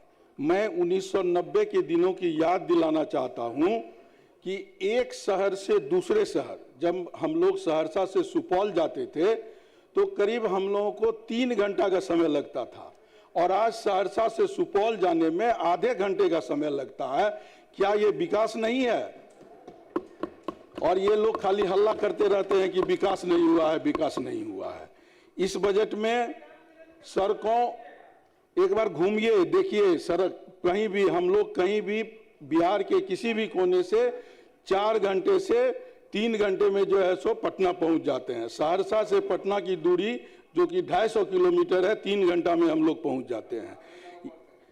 और ये सब 3 घंटा में खगड़िया होकर के और खगड़िया और मानसी होकर के, बेगूसराय होकर के अब 3 घंटे में हम लोग जो है सो पहुंच जाते हैं पटना। इस बजट में हमारे मुख्यमंत्री जी ने हर नागरिक के लिए न्यायोचित अवसर और विकास सुनिश्चित किया है। मुझे विश्वास है कि ये बजट बिहार को आर्थिक, सामाजिक और तकनीकी प्रगति की नई ऊंचाइयों तक ले जाएगा। अध्यक्ष महोदय, लोक जनशक्ति पार्टी रामविलास के संस्थापक पद्म भूषण स्वर्गीय रामविलास पासवान जी ने जीवन भर अंतिम पंक्ति में खड़े व्यक्ति के अधिकार और सम्मान के लिए संघर्ष किया। यह बजट उसी विचारधारा की झलक है, जहां विकास को सामाजिक न्याय से जोड़ा गया है। अध्यक्ष महोदय, हमारी पार्टी के राष्ट्रीय अध्यक्ष आदरणीय चिराग पासवान जी के नेतृत्व में लोक जनशक्ति पार्टी रामविलास एनडीए के इस गठबंधन में सामाजिक न्याय, युवाओं की आकांक्षा और समावेशी विकास को मजबूत आवाज बनेगी। हमारी पार्टी लोक जनशक्ति पार्टी रामविलास का बिहार फर्स्ट और बिहारी फर्स्ट इस बजट से पूरी तरह मेल खाता है। अध्यक्ष महोदय, मैं जिस विधानसभा क्षेत्र से आता हूं, सिमरी बख्तियारपुर से जीत के आया हूं, यह क्षेत्र कोसी और बाढ़ से पीड़ित है। यहां पर कोसी नदी के तटवर्ती इलाकों में सड़क, जल जमाव एवं कटाव की जटिल समस्या है, और इन समस्याओं में सिमरी बख्तियारपुर विधानसभा के लगभग 15 पंचायत प्रभावित हैं। इस पर थोड़ा ध्यान देने की आवश्यकता है। मेरे विधानसभा क्षेत्र में 3 धार्मिक स्थल भी हैं, बाबा मटेश्वर धाम, बाबा खिरहरी स्थान और मां तारा स्थान। पर्यटन की दृष्टि से इसके विकास पर ध्यान देने की आवश्यकता है। बाबा मटेश्वर धाम को तीर्थ स्थल के रूप में विकसित करने पर सरकार को इससे अत्यधिक राजस्व की प्राप्ति होगी। इस प्रकार यह बजट बिहार में संपूर्ण विकास के लिए मील का पत्थर साबित होगा और मैं इस बजट को समर्थन करता हूं। धन्यवाद। माननीय सदस्या श्रीमती दीपा कुमारी।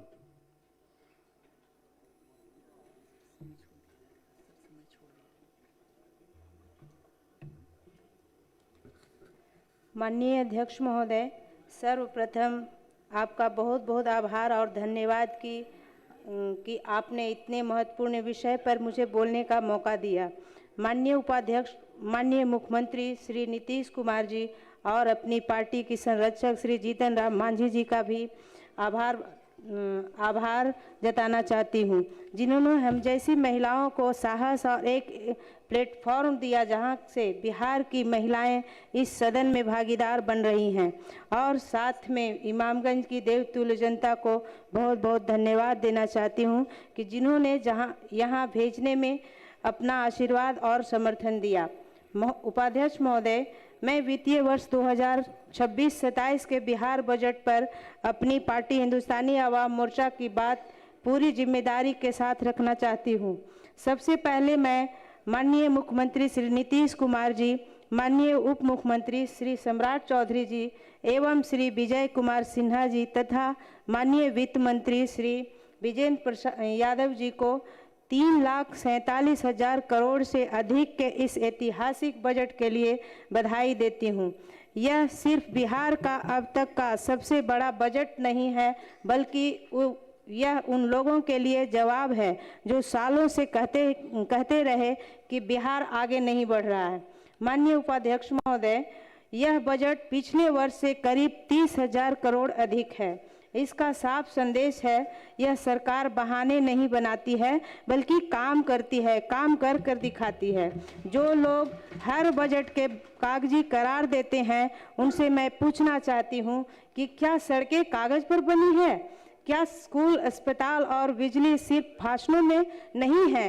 ये प्रत्यक्ष रूप से दिखाई दे रहा है। सच्चाई यह है कि बिहार आज बदल रहा है और यह बदलाव आंकड़ों में भी दिखाई देता है, जमीन पर भी दिखाई देता है। माननीय उपाध्यक्ष महोदय, करीब 63,000 करोड़ रुपए बुनियादी ढांचे पर खर्च किए जा रहे हैं, सड़क, पुल, स्कूल, अस्पताल और बिजली पर।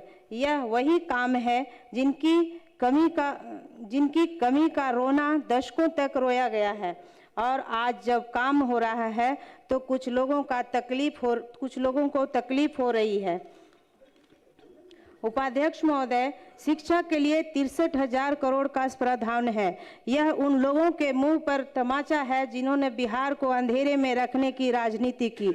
आज बिहार का बच्चा पढ़ रहा है, आगे बढ़ रहा है और अपने हक की बात कर रहा है। स्वास्थ्य के लिए 21,000 करोड़ रखे गए हैं ताकि गरीब आदमी इलाज के लिए मजबूर होकर दूसरे प्रदेशों की ठोकर न खाए।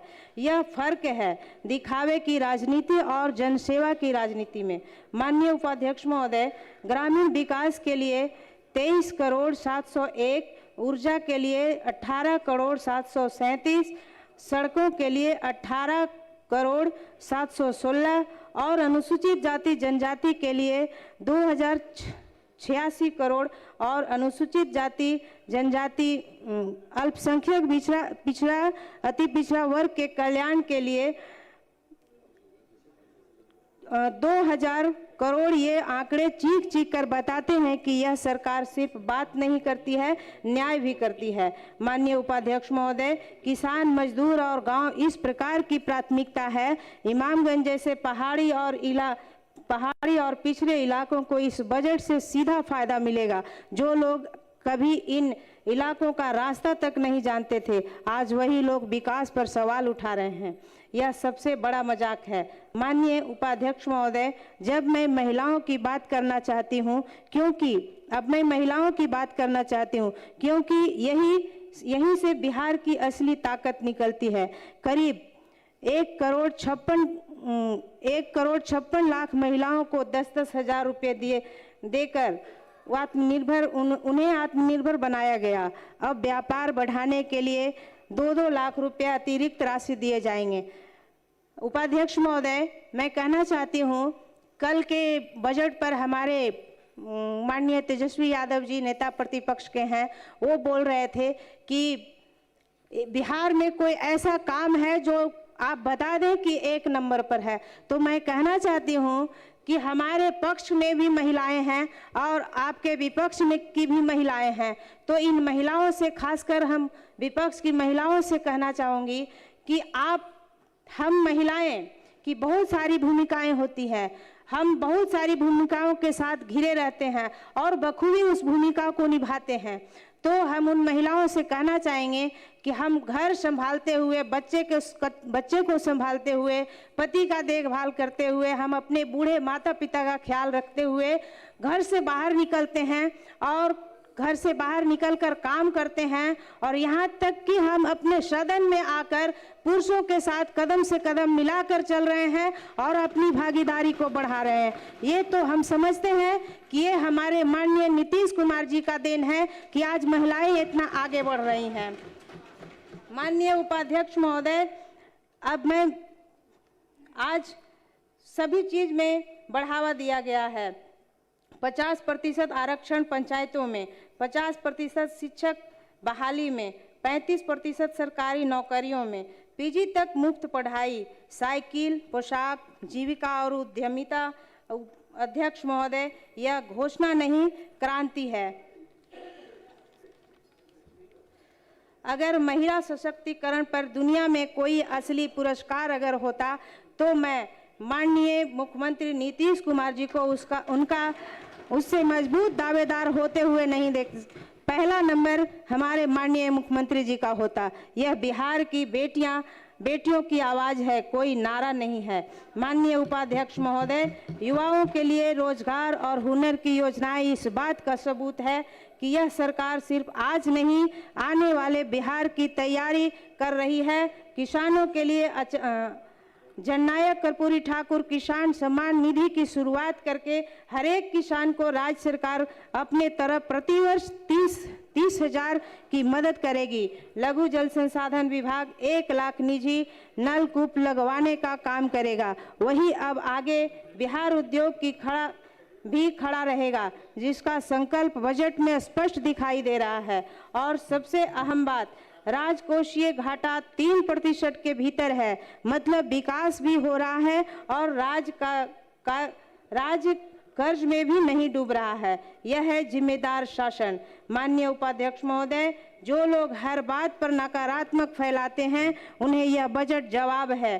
जो लोग बिहार को पिछड़ा कहकर राजनीति करते हैं, यह बजट उन्हें आईना दिखाता है। अगर इस बजट को ईमानदारी से, उपाध्यक्ष महोदय, और एक बात मैं एक उदाहरण देना चाहती हूँ महोदय कि मैं जब 2005 से पहले फतेहपुर की पहली महिला होंगे महोदय, जहां मैं साइकिल चलाती थी, और जब साइकिल चलाकर बाहर रोड पर निकलती थी तो उस समय लोग हल्ला करते थे, चिल्लाते थे, मजाक उड़ाते थे कि देखिए लड़की साइकिल चला रही है, लड़के आवाज लगाते थे कि लड़कियां देखो रे साइकिल चला रही है।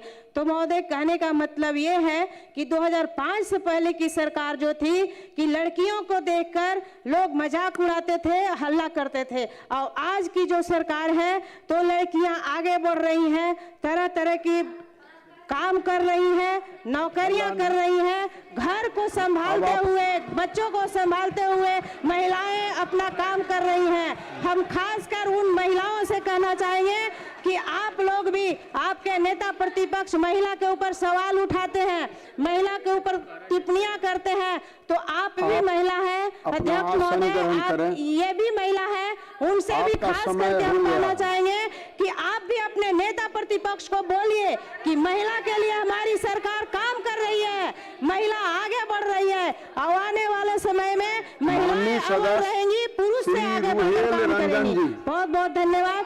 इसको माननीय सदस्य श्री रुहेल रंजन जी। माननीय उपाध्यक्ष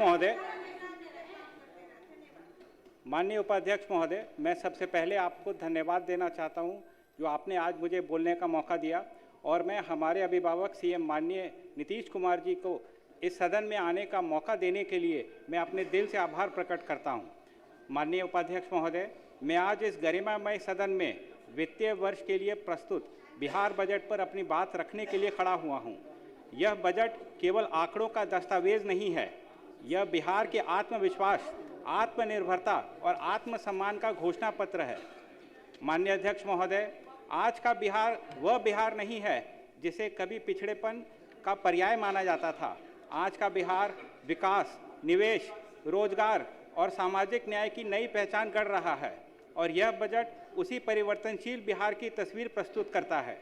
माननीय उपाध्यक्ष महोदय, इस बजट की सबसे बड़ी विशेषता है वित्तीय अनुशासन के साथ विकास। सरकार ने यह स्पष्ट कर दिया है कि विकास कर्ज के बोझ से नहीं बल्कि राजस्व प्रबंधन और प्राथमिकताओं की स्पष्टता से होगा। यह बजट बताता है कि बिहार अब केवल खर्च करने वाला राज्य नहीं बल्कि स्मार्ट निवेश करने वाला राज्य बन चुका है। माननीय उपाध्यक्ष महोदय, शिक्षा के लिए बढ़ा हुआ बजटीय प्रावधान यह संकेत देता है कि सरकार भविष्य की पीढ़ी को केंद्र में रखकर नीति बना रही है। विद्यालयों के बुनियादी ढांचों का सुधार किया जा रहा है, डिजिटल शिक्षा को बढ़ावा दिया जा रहा है, उच्च शिक्षा संस्थानों और कॉलेजों का विस्तार किया जा रहा है। यह बजट मानता है कि शिक्षा पर खर्च व्यय नहीं, निवेश है। माननीय अध्यक्ष महोदय, स्वास्थ्य क्षेत्र में बढ़ा हुआ आवंटन यह दर्शाता है कि सरकार के लिए गरीब का जीवन सबसे कीमती है। जिला अस्पतालों का सशक्तिकरण हुआ है, मेडिकल कॉलेजों की संख्या में वृद्धि की गई है, प्राथमिक स्वास्थ्य केंद्रों का आधुनिकीकरण किया गया है। यह बजट बीमारी के इलाज के साथ साथ बीमारी के रोकथाम और स्वास्थ्य की पूरी सुरक्षा पर भी जोर देता है। माननीय अध्यक्ष महोदय, बिहार की आत्मा गांव में बसती है और यह बजट गांव को मजबूती देता है। सिंचाई योजनाओं का विस्तार किया जा रहा है, कृषि का यंत्रीकरण किया जा रहा है, ग्रामीण सड़कों और बाजार को संपर्क से सुधारा जा रहा है। यह बजट किसानों को केवल उत्पादक नहीं बल्कि आर्थिक भागीदार मानता है। माननीय अध्यक्ष महोदय, ले रही है आपके सारे पैक्सों में। आप इधर आसन के तरफ मुखाग्र बोले दीजिए। यह बजट युवाओं को यह बजट युवाओं की आकांक्षाओं को भी समझता है।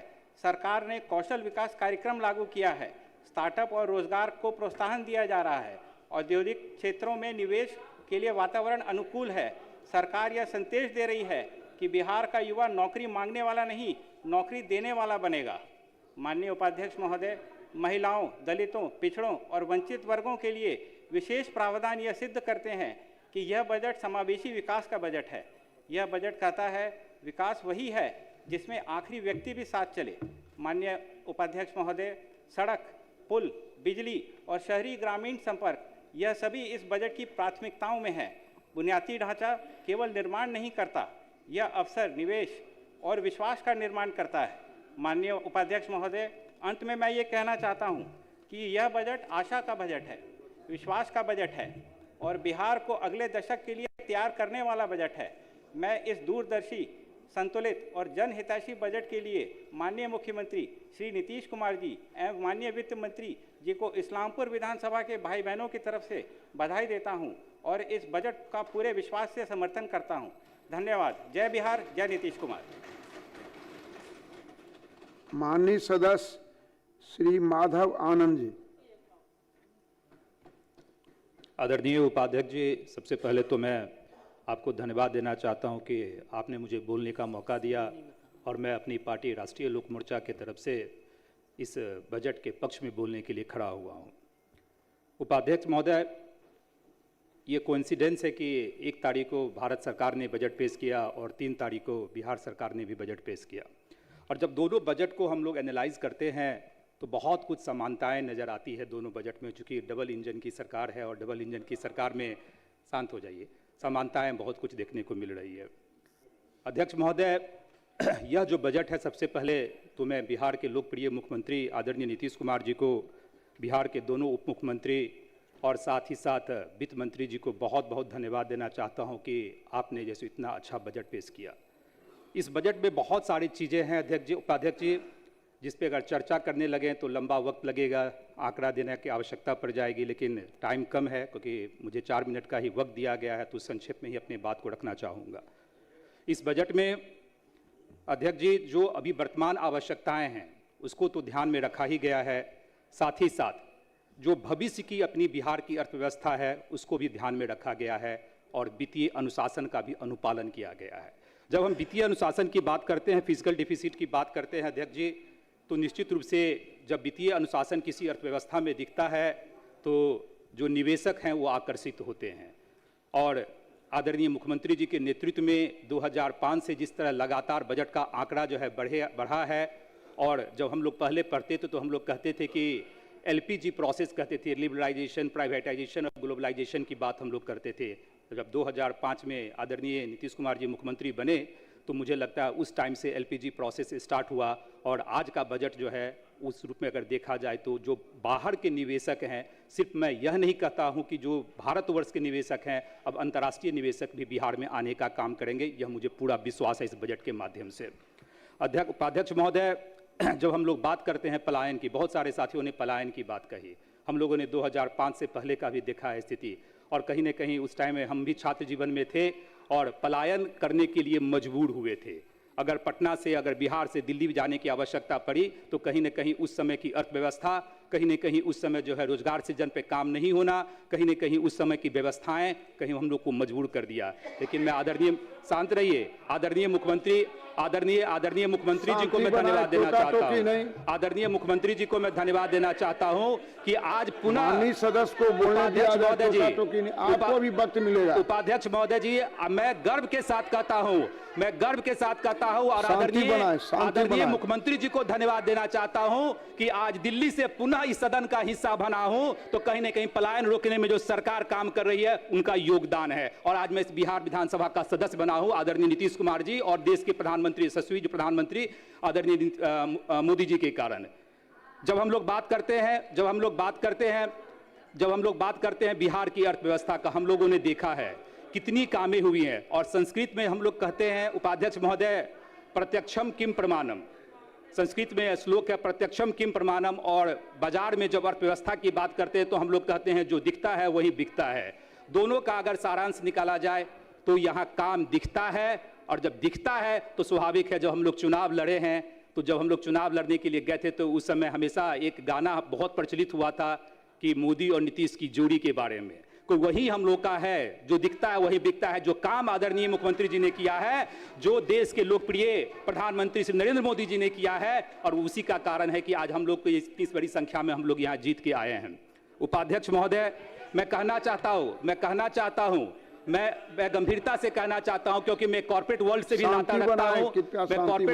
भी नाता रखता हूं, आज हम मधुबनी विधानसभा क्षेत्र को रिप्रेजेंट कर रहे हैं। जब मैं यहाँ से दिल्ली जाता हूँ, जब प्राइवेट निवेशकों से मिलता हूँ, जब माननीय मंत्री जी सबसे मैं मिलता हूँ, तो अब वहाँ जो प्राइवेट निवेशक जो बैठे हुए हैं, बड़े बड़े इंडस्ट्रीज बैठे हुए हैं, उनके मन में यह रहता है कि अब क्यों न हम बिहार की तरफ देखने का काम करें। मैंने कई बार इस पिछले सत्र के बाद भी मैं दिल्ली गया, वहाँ भी कही शांत हो जाइए, अरे आपकी बारी आएगी, शांत हो जाइए। तो वहाँ निवेशक आने के लिए जैसे अब तैयार हैं, और मैं यह कहता हूँ जो अगर इन लोगों को विकास दिखाई नहीं पड़ रहा है उपाध्यक्ष महोदय, तो आज जो पटना का एयरपोर्ट है, जो आदरणीय मुख्यमंत्री जी ने जो यहाँ मेरीन ड्राइव बनाया है, इसी मेरीन ड्राइव का आनंद प्रतिपक्ष के नेता भी उठाने के लिए गए थे। प्रतिपक्ष के नेता पूरे फैमिली के साथ उठाने के लिए गए थे, वहाँ डांस कर रहे थे।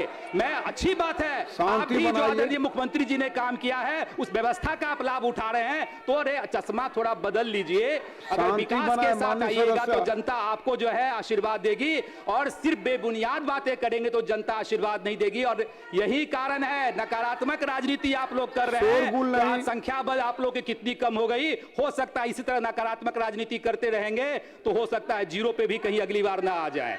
इसीलिए मैं गंभीरता से कहना चाहता हूं, बहुत ही अच्छा बजट है उपाध्यक्ष महोदय। सीमित संसाधनों वाला प्रदेश, सीमित संसाधनों वाला प्रदेश होने के बावजूद आज बिहार जिस रूप में विकास कर रहा है, और यह जो 5 साल कार्यकाल है, यह जो 5 साल का कार्यकाल होगा, वह विकास में जैसे स्वर्णिम अक्षरों में लिखा जाएगा, मैं दावे के साथ कह सकता हूं। और जो हम लोगों ने लक्ष्य रखा है 1 करोड़ जैसे रोजगार सृजन पे 1 करोड़ रोजगार सृजन पे बात करी है, मैं गंभीरता से कहना चाहता हूं 1 करोड़ से ज्यादा रोजगार सृजन पे जब प्राइवेट निवेशक आने लगेंगे तो 1 करोड़ से ज्यादा रोजगार सृजन जो यहाँ होगा। जिस तरह कैबिनेट के पहले मीटिंग में जितनी गन्ना चीनी मिलें बंद पड़ी हुई हैं, सबको पुनर्जीवित करने की बात कही गई।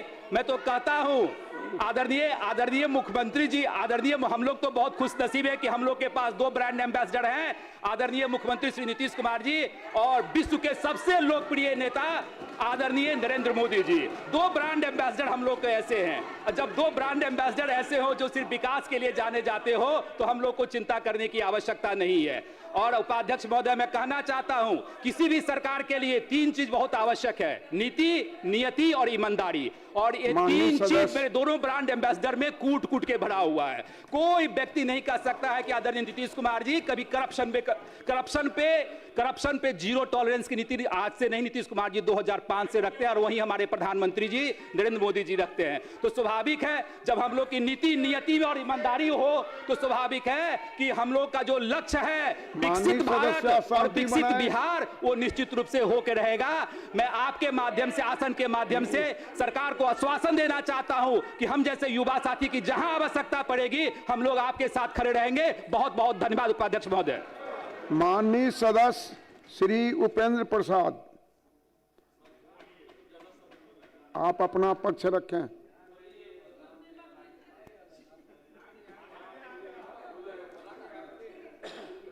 माननीय उपसभापति महोदय, वित्तीय वर्ष 2025-26 पर आपने हमको बोलने के लिए अवसर दिया, इसके लिए मैं आसन के प्रति आभार व्यक्त करता हूं। महोदय, कई हमारे साथियों ने, चाहे रजनीश जी हों, बैजनाथ जी हों, कई हमारे साथियों ने डाटा बहुत दिया है। हम डाटा के चक्कर में पढ़ना नहीं चाहते, दोहराना नहीं चाहते हैं। हम सीधे तौर पर बात करना चाहते हैं। हम कहां से चले हैं। हम यदि पीछे मुड़कर देखते हैं, आप जब 2004 और 5 का बजट का मूल्यांकन करते हैं, देखते हैं तो उस समय 3000 करोड़ का मात्र बजट था। उसमें उनकी प्राथमिकता में क्या थी? चरवाहा विद्यालय। 113 चरवाहा विद्यालय के लिए 1 करोड़ का प्रावधान उन्होंने किया था। और ये आलम था उस समय का कि वो लोग जो गैर योजना थी, गैर योजना का भी बजट उसको पूरा नहीं कर पाता था। योजना का तो कल्पना ही करना बेकार है। वहां से चले हैं हम 2005 से 6 तक, जो माननीय स्वर्गीय हमारे मोदी जी, सुशील कुमार मोदी जी से जो कुशल वित्तीय प्रबंधन जो प्रारंभ हुआ, आज आदरणीय विजेंद्र यादव जी के पास तक आया है। इस क्रम में हमने विकास के कई ऊंचाई को हमने छूने का काम किया है।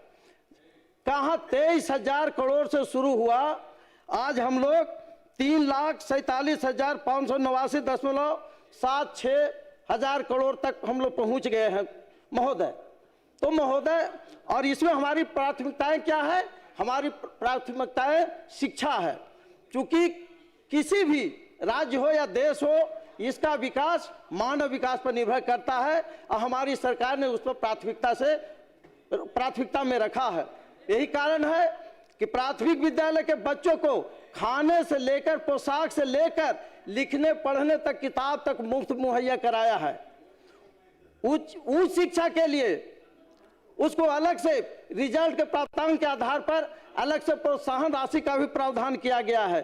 कमीशन में बैठने वाले छात्रों के लिए भी मेंस की तैयारी करने के लिए, फाइनल तैयारी करने के लिए अलग से प्रोत्साहन राशि का उपयोग किया गया है, प्रावधान किया गया है।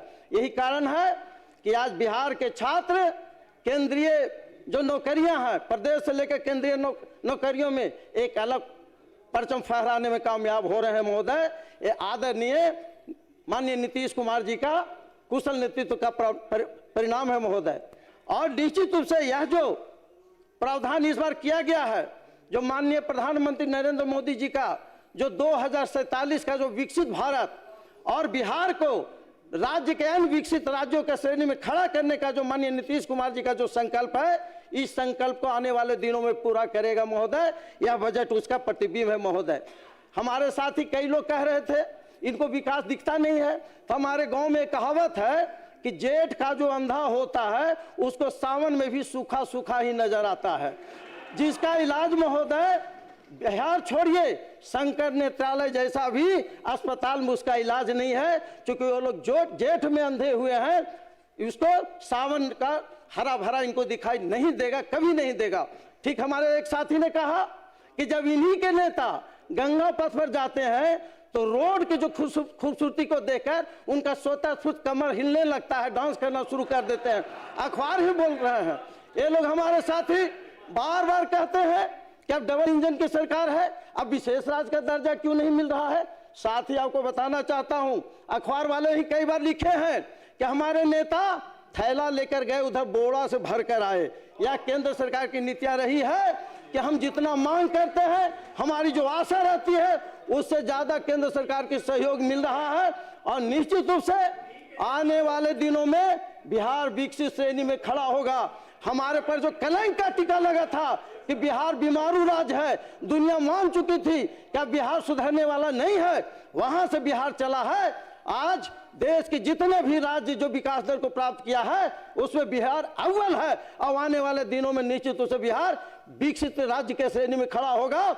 और जो माननीय प्रधानमंत्री का जो कल्पना है 2047 में विकसित भारत बनाने का, उसमें बिहार का अहम योगदान होगा। साथी, यह बात से आप आश्वस्त रहिए। इसलिए महोदय जी, महोदय, मैं ज्यादा वक्त नहीं लेते हुए मैं ये जो बजट है इसका समर्थन करता हूं और अपने नेता माननीय नीतीश कुमार जी, माननीय विजेंद्र यादव जी, सम्राट चौधरी जी, विजय सिन्हा जी, विजय चौधरी जी, ये लोग का जो कुशल वित्तीय प्रबंधन हुआ है, इसी का आज परिणाम दिख रहा है। साथी, इसी के साथ मैं इस बजट का समर्थन करते हुए मैं अपनी बात को समाप्त करता हूं।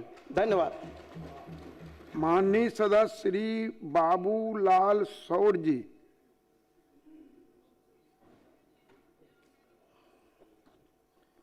हम अपने आसन को माननीय उपाध्यक्ष जी को धन्यवाद देते हैं कि हमें बोलने का मौका मिला। और हम लोक जनशक्ति पार्टी रामविलास के राष्ट्रीय अध्यक्ष चिराग पासवान जी का आभार व्यक्त करते हैं, जो कि एक सामान्य लड़के को आज संविधान के मंदिर में आने का मौका मिला। उन्होंने विश्वास जताया और परबत्ता की धरती को, उस त्रिवेणी उत्तर वाहिनी तट अगवानी घाट परबत्ता विधानसभा की उस धरती से आज हम जीत कर आप वहाँ के देवतुल्य जनता को भी हम साधुवाद देते हैं। हम लोग जिस क्षेत्र से आए हैं, माननीय वह क्षेत्र फरकिया लोग कहते थे। फरकिया, जो राजा टोडरमल ने जिसे फर्क कर दिया था, और आज वो फरकिया को नाम बदल दिया गया खगड़िया। खग का जहां बसेरा है, जाकर आप जाइए घूमिए, सब लोग जाके घूमिए। उस तरह का रोड, पैरा, पुलिया का जाल बिछा दिया। ये है बजट का पहला जो बजट है, उस बजट का प्राथमिकता। ये देखना है तो आप लोग भी जाके देखिए किस तरह से सीमांचल क्षेत्रों में जाल बिछा है। जो खगड़िया 7 नदियों से घिरा हुआ खगड़िया है, 7 नदियों का नैहर कहते हैं खगड़िया को। और वह खगड़िया जो है आप कहीं से कहीं, क्योंकि स्वर्गीय रामविलास पासवान जी की वो धरती आज विकास के रूप में रोल मॉडल है। वो आप लोग जाके देख सकते हैं। नीतीश कुमार जी के विकास को आप लोग जाके देख सकते हैं। कौन कहता है कि आसमां में सुराग नहीं हो सकता, एक पत्थर तो तबीयत से उछालो यार। बोल रहे यह प्रसिद्ध सैर मुख्यमंत्री श्री नीतीश कुमार जी के नेतृत्व में चल रही एनडीए सरकार की नीति और नीयत बयां करती है। किसने सोचा था कि वर्ष 2004 और 5 में बजट सत्र 2005 का बजट सत्र मात्र था 23,885 करोड़ था, वही आज वित्तीय वर्ष 2026-27 में 15 गुना बढ़कर 3,47,589 करोड़ हो चुका है। यह असंभव सा दिखने वाला कार्य बस इसलिए संभव हो सका क्योंकि श्री नीतीश कुमार जी के नेतृत्व में एनडीए ने तबीयत से विकास का पत्थर उछाला है, जिससे बिहार और बिहार वासियों के लिए कल्याणकारी योजनाओं को जमीन पर उतारा जा सका है। हम लोग कहते हैं कि दिखता क्या है। हम लोग 2005 से पहले का बिहार तुलना, लोग तुलना पे औना जाते हैं, बौखला जाते हैं कि तुलना क्यों करते हो भाई। अरे तुलना तो जिसका शासन था 15 साल का शासन, और उसके बाद उसी का तुलना सड़क गड्ढे में था कि गड्ढे सड़क में था, ये देखने की जरूरत है। आज आप भी सब लोग गाड़ियों से आते होंगे, सिवान से भाई आपके आते होंगे, और 2 घंटे में आप सिवान से सदन आते हैं और सदन से सिवान चले जाते हैं। भाई ये नीतीश कुमार का विकास है, ये नीतीश कुमार का विकास है। आप देखते हैं, जाइए स्कूल में, हम लोग तो नदी किनारे के 7 नदियों से घिरा हुआ जगह से आए हैं ना, वहां के स्कूल में बच्चे बकरी चराते हुए नजर आते थे। आज देखिएगा पढ़ाई करके बकरी चराने का काम करते हैं। ये स्कूल का विकास हुआ है, जाके देखिए, हर जगह देखिए, शिक्षा का स्तर देख लीजिए। हम लोग नीतीश कुमार जी के नेतृत्व में और एनडीए के नेतृत्व में, अरे चराना काम करना कोई छोटा थोड़ा ही होता है। कोई भी काम करो तबीयत से करो, काम करना सीखो। यही तो काम करना नीतीश कुमार जी की सरकार ने सिखाया है। अरे काम करना सिखाया है, चोरी और लुटेरा और अपहरण उद्योग नहीं सिखाया है। क्या था 2005 से पहले? अपहरण एक बहुत बड़ा उद्योग था, यहाँ कर्म करने के लिए माननीय नीतीश कुमार के एनडीए की सरकार ने सिखाया है। मित्रों ये देखो, इंफ्रास्ट्रक्चर की बात करते हैं आप, जाइए हॉस्पिटल, जितना हॉस्पिटल था वहां पे आंकड़ा तो प्रस्तुत किया। अरे आंकड़ा तो प्रस्तुत हुआ कि 39 को एक महीने में प्रखंड हॉस्पिटल में 39 मरीज जाते थे। आज 11,000 लोग मरीज जाते हैं दिखाने के लिए। आखिर क्या कारण है? आखिर कारण क्या, ये बताओ। आप भी वहीं जाते हैं, आपके भी समर्थक, आपको भी मानने वाले उसी सदर अस्पताल में जाते हैं, उसी प्रखंड हॉस्पिटल में जाते हैं और इलाज करा के आते हैं और नीतीश कुमार का गुणगान करते हैं। आप देखिए हमारे मित्रों, माननीय सरकार विकासोन्मुखी नीतियों के कारण ही बार बार जनता का आशीर्वाद मिलता रहा है, और विगत चुनाव में तो जनता तो सुनामी का आशीर्वाद दी है। उसके बल से ही आज हमारी सरकार पुनः एक कल्याणकारी और विकसित बिहार 2027 के विजन वाला बजट, 2047 के विजन वाला बजट लेकर आई है। तेज गति से विकास के लिए प्राथमिकताएं तय करनी होती है। हमारे सरकार की प्राथमिकताएं हैं 2005 से ही तय है, वो सुशासन का, शिक्षा का, स्वास्थ्य का, युवाओं के लिए रोजगार का, महिलाओं के सम्मान का, उसके स्वाभिमान का, बुजुर्गों की सुरक्षा, उनके देखभाल का। अरे महिलाएं की बात करते हैं आप, क्या था 2005 से पहले? घर में माँ कहती थी कि बच्चे आएंगे कि नहीं आएंगे, बच्चे स्कूल गए, अरे वही दिखा रहे हैं। आज घटना अगर कहीं घटती है तो उसके लिए, अगर घटना कहीं घटती है उसके लिए सरकार प्रतिबद्ध है। अगर घटना घटती है उसके लिए सरकार प्रतिबद्ध है, और अगर घटना घटी है सीबीआई जांच की मांग, सीबीआई जांच के लिए शांति बोलने दीजिए। आप लोग के समय में केस क्या, बैठे मत बोलिए, कहाँ जाते थे आप? बैठे कृपया मत बोले। इसलिए हमारी सरकार बजट का इसलिए हमारी सरकार बैठे न बोले। सबसे बड़ा हिस्सा शिक्षा को दिया है। 68.216 करोड़ का बजट हम बिहार के नए मॉडल स्कूल, बेहतर शिक्षक, पढ़ाई के लिए संसाधन और बेहतर इंफ्रास्ट्रक्चर बनाएंगे, जिससे बिहार का हर नौनिहाल, हर युवा गुणवत्तापूर्ण शिक्षा लेकर विकसित बिहार के सपनों को पूरा करने का यह बजट है। स्वास्थ्य क्षेत्र में देखिए हमारी उपलब्धि सर्वविदित है। पीएमसीएच एशिया का सबसे बड़ा अस्पताल होगा। इस विजन के साथ हमारी सरकार दिन रात कार्य कर रही है। इसके साथ ही इस बजट में आईजीएमएस ने एक नए भवन का प्रावधान सुनिश्चित करते हुए यह संदेश दी है कि हम गंभीर से गंभीर बीमारियों का इलाज भी अपने ही राज्य में करवाया जा सकेगा। अरे आप लोग व्याकुल होते हैं, अरे आप लोग व्याकुल हैं, व्याकुल मत होइए। सरकार शांति। आप देखो पहले का क्या था, खेलोगे दीपोगा, माननीय पहले क्या था, खेलोगे दीपोगे तो बनोगे खराब, पढ़ोगे लिखोगे तो बनोगे नवाब। आज तो माननीय नीतीश कुमार एनडीए की सरकार ने कहा खेलोगे दीपोगे तो उससे बड़ा नवाब बनोगे, वो खेलने वाले को भी नौकरी देने का काम किया। ये है नीतीश सरकार। आप जिस सेक्टर में देखिए, महिलाओं का सम्मान की बात करते हैं, आज देखिए घर से महिलाएं निकली, जो आज देखिए ना महिलाएं सजग हो गई, महिलाओं में बदलाव हो गया, मैडम महिलाओं में जो ताकत, अरे वही महिलाएं तो, अरे ये मां जानकी की धरती है, ये मां जानकी की धरती है। नीतीश कुमार ने मां जानकी को पहचान देने का काम किया, अरे नीतीश कुमार ने मां जानकी को पहचान देने का काम किया है। और इसलिए बिहार के जहां मां परवरिश जिसका करता हो उसके बच्चे मजबूत होते हैं। इसलिए पूरे भारत को सींचने का काम बिहार के नौजवान करते हैं, क्योंकि माता का प्रभाव है, मां जानकी का प्रभाव है। अरे राम की भी गुरु का यह क्षेत्र है, भगवान राम मर्यादा पुरुषोत्तम राम का ये गुरु का क्षेत्र है, इसलिए पहचान, इसलिए मैंने कहा आप सीखिए। अरे उस मां को कलंकित मत कीजिए जिस मां ने आपको भी सींचा है, जिस मां ने आपको भी सींचा है, जिस मां ने हम सबको सींचा है। इसलिए हम यही कहेंगे, माननीय नीतीश कुमार जी ने जो महिलाओं को ताकत देने का काम किया है, जो आधी आबादी के चक्कर में तो 25 पे आ गए, थोड़ा सा मां को घर आइएगा तो 0 पे आउट हो जाइएगा, चिंता मत कीजिए। हम लोग यही कहेंगे, इतना ही कहकर अपनी माननीय इतना ही कहकर अपनी वाणी को विराम देते हैं। और पर्वत्ता के देवतुल्य जनता, त्रिवेणी उत्तर वाहिनी का, अरे पर्यटन का विभाग जब इंफ्रास्ट्रक्चर बना तभी तो लोग आ रहे हैं भाई। मैं उत्तर वाहिनी, कृपया बैठे वाहिनी गंगा के बोलिए, त्रिवेणी उत्तर वाहिनी गंगा के उस तट से आया हूँ जो मोक्षदायिनी तट है। अगर पीड़ा हो तो मोक्ष के लिए जाइए त्रिवेणी गंगा धाम में, त्रिवेणी गंगा धाम अगवानी घाट में मोक्ष की डुबकी लगाइए तो मोक्ष मिल जाएगा। इतना ही कहकर वाणी को विराम देते हैं। शांति शांति शांति। माननीय सदस्यगण, वित्तीय वर्ष बढ़ गई।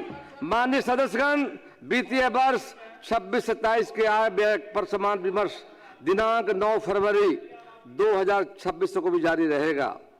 मैं एक बार पुनः कल के व्याख्यान कार्यक्रम बिहार विधानसभा स्थापना दिवस के मौके पर आपको याद दिला रहा हूं। कल 10 बजे से 10:30 बजे के पहले आप सेंट्रल हॉल आ जाएंगे। माननीय अध्यक्ष लोकसभा ओम बिरला जी आ रहे हैं, उपसभापति राज्यसभा हरिवंश जी आ रहे हैं, और माननीय भारत सरकार के मंत्री किरण रिजिजू जी आ रहे हैं। आप सबों से आग्रह है कल के कार्यक्रम आप अवश्य रहेंगे अगर। माननीय सदस्यगण, आज दिनांक 6 फरवरी 26 के लिए स्वीकृत निवेदनों की संख्या 41 है। अगर सदन की सहमति हो तो संबंधित विभाग को भेज दिया जाए। अब सभा की कार्रवाई सोमवार दिनांक 9 फरवरी 26 को 11 बजे पूर्वाह्न तक के लिए स्थगित की जाती है।